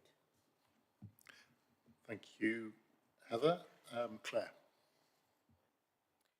I fully support this going ahead in the way that it is requested in the paper. I walk around this area quite a lot. It is not a quality area, this particular one. It would need to be completely revamped to be a nice greenbelt area there. It's very much grey by the motorway.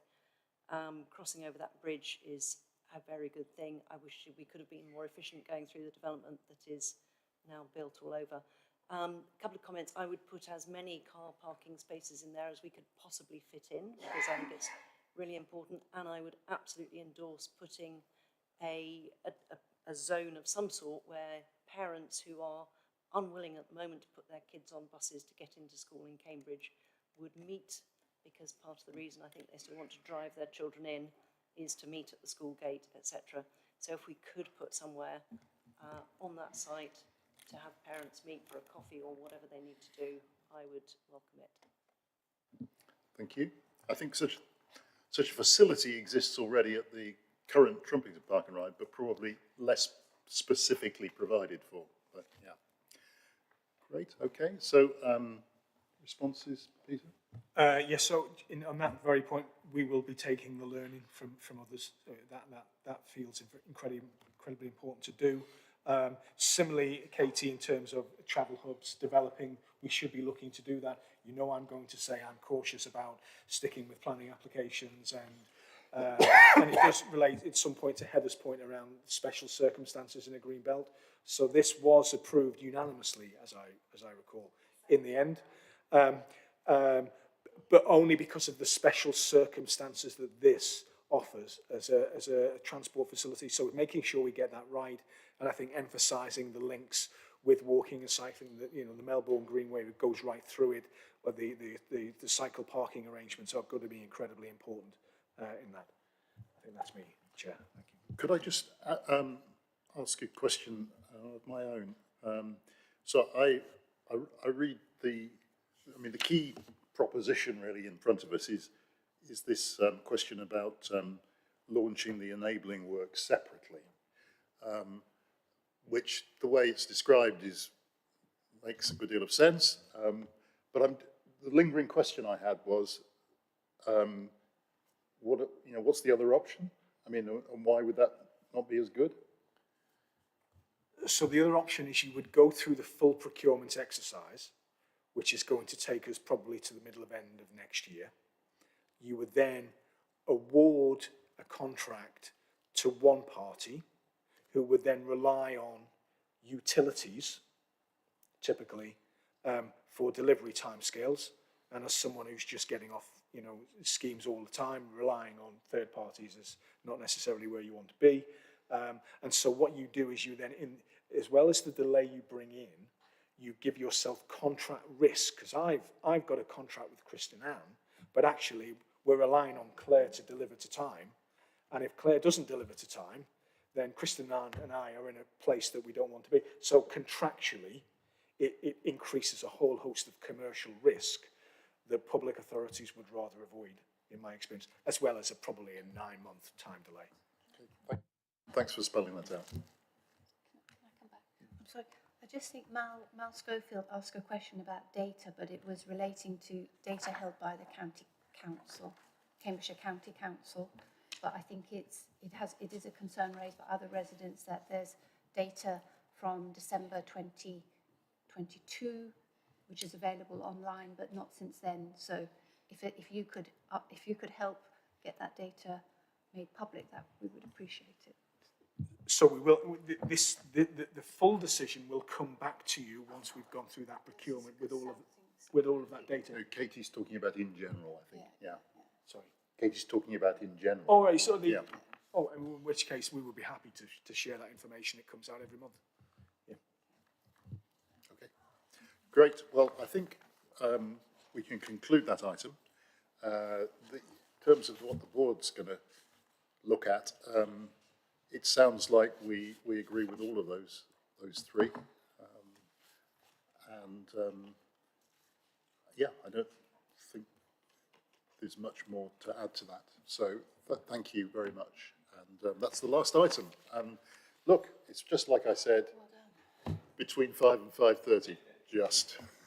So thank you for your contributions and for rationing them as appropriate. So the next meeting we have after these two very close together is not until the 20th of February at 2 o'clock.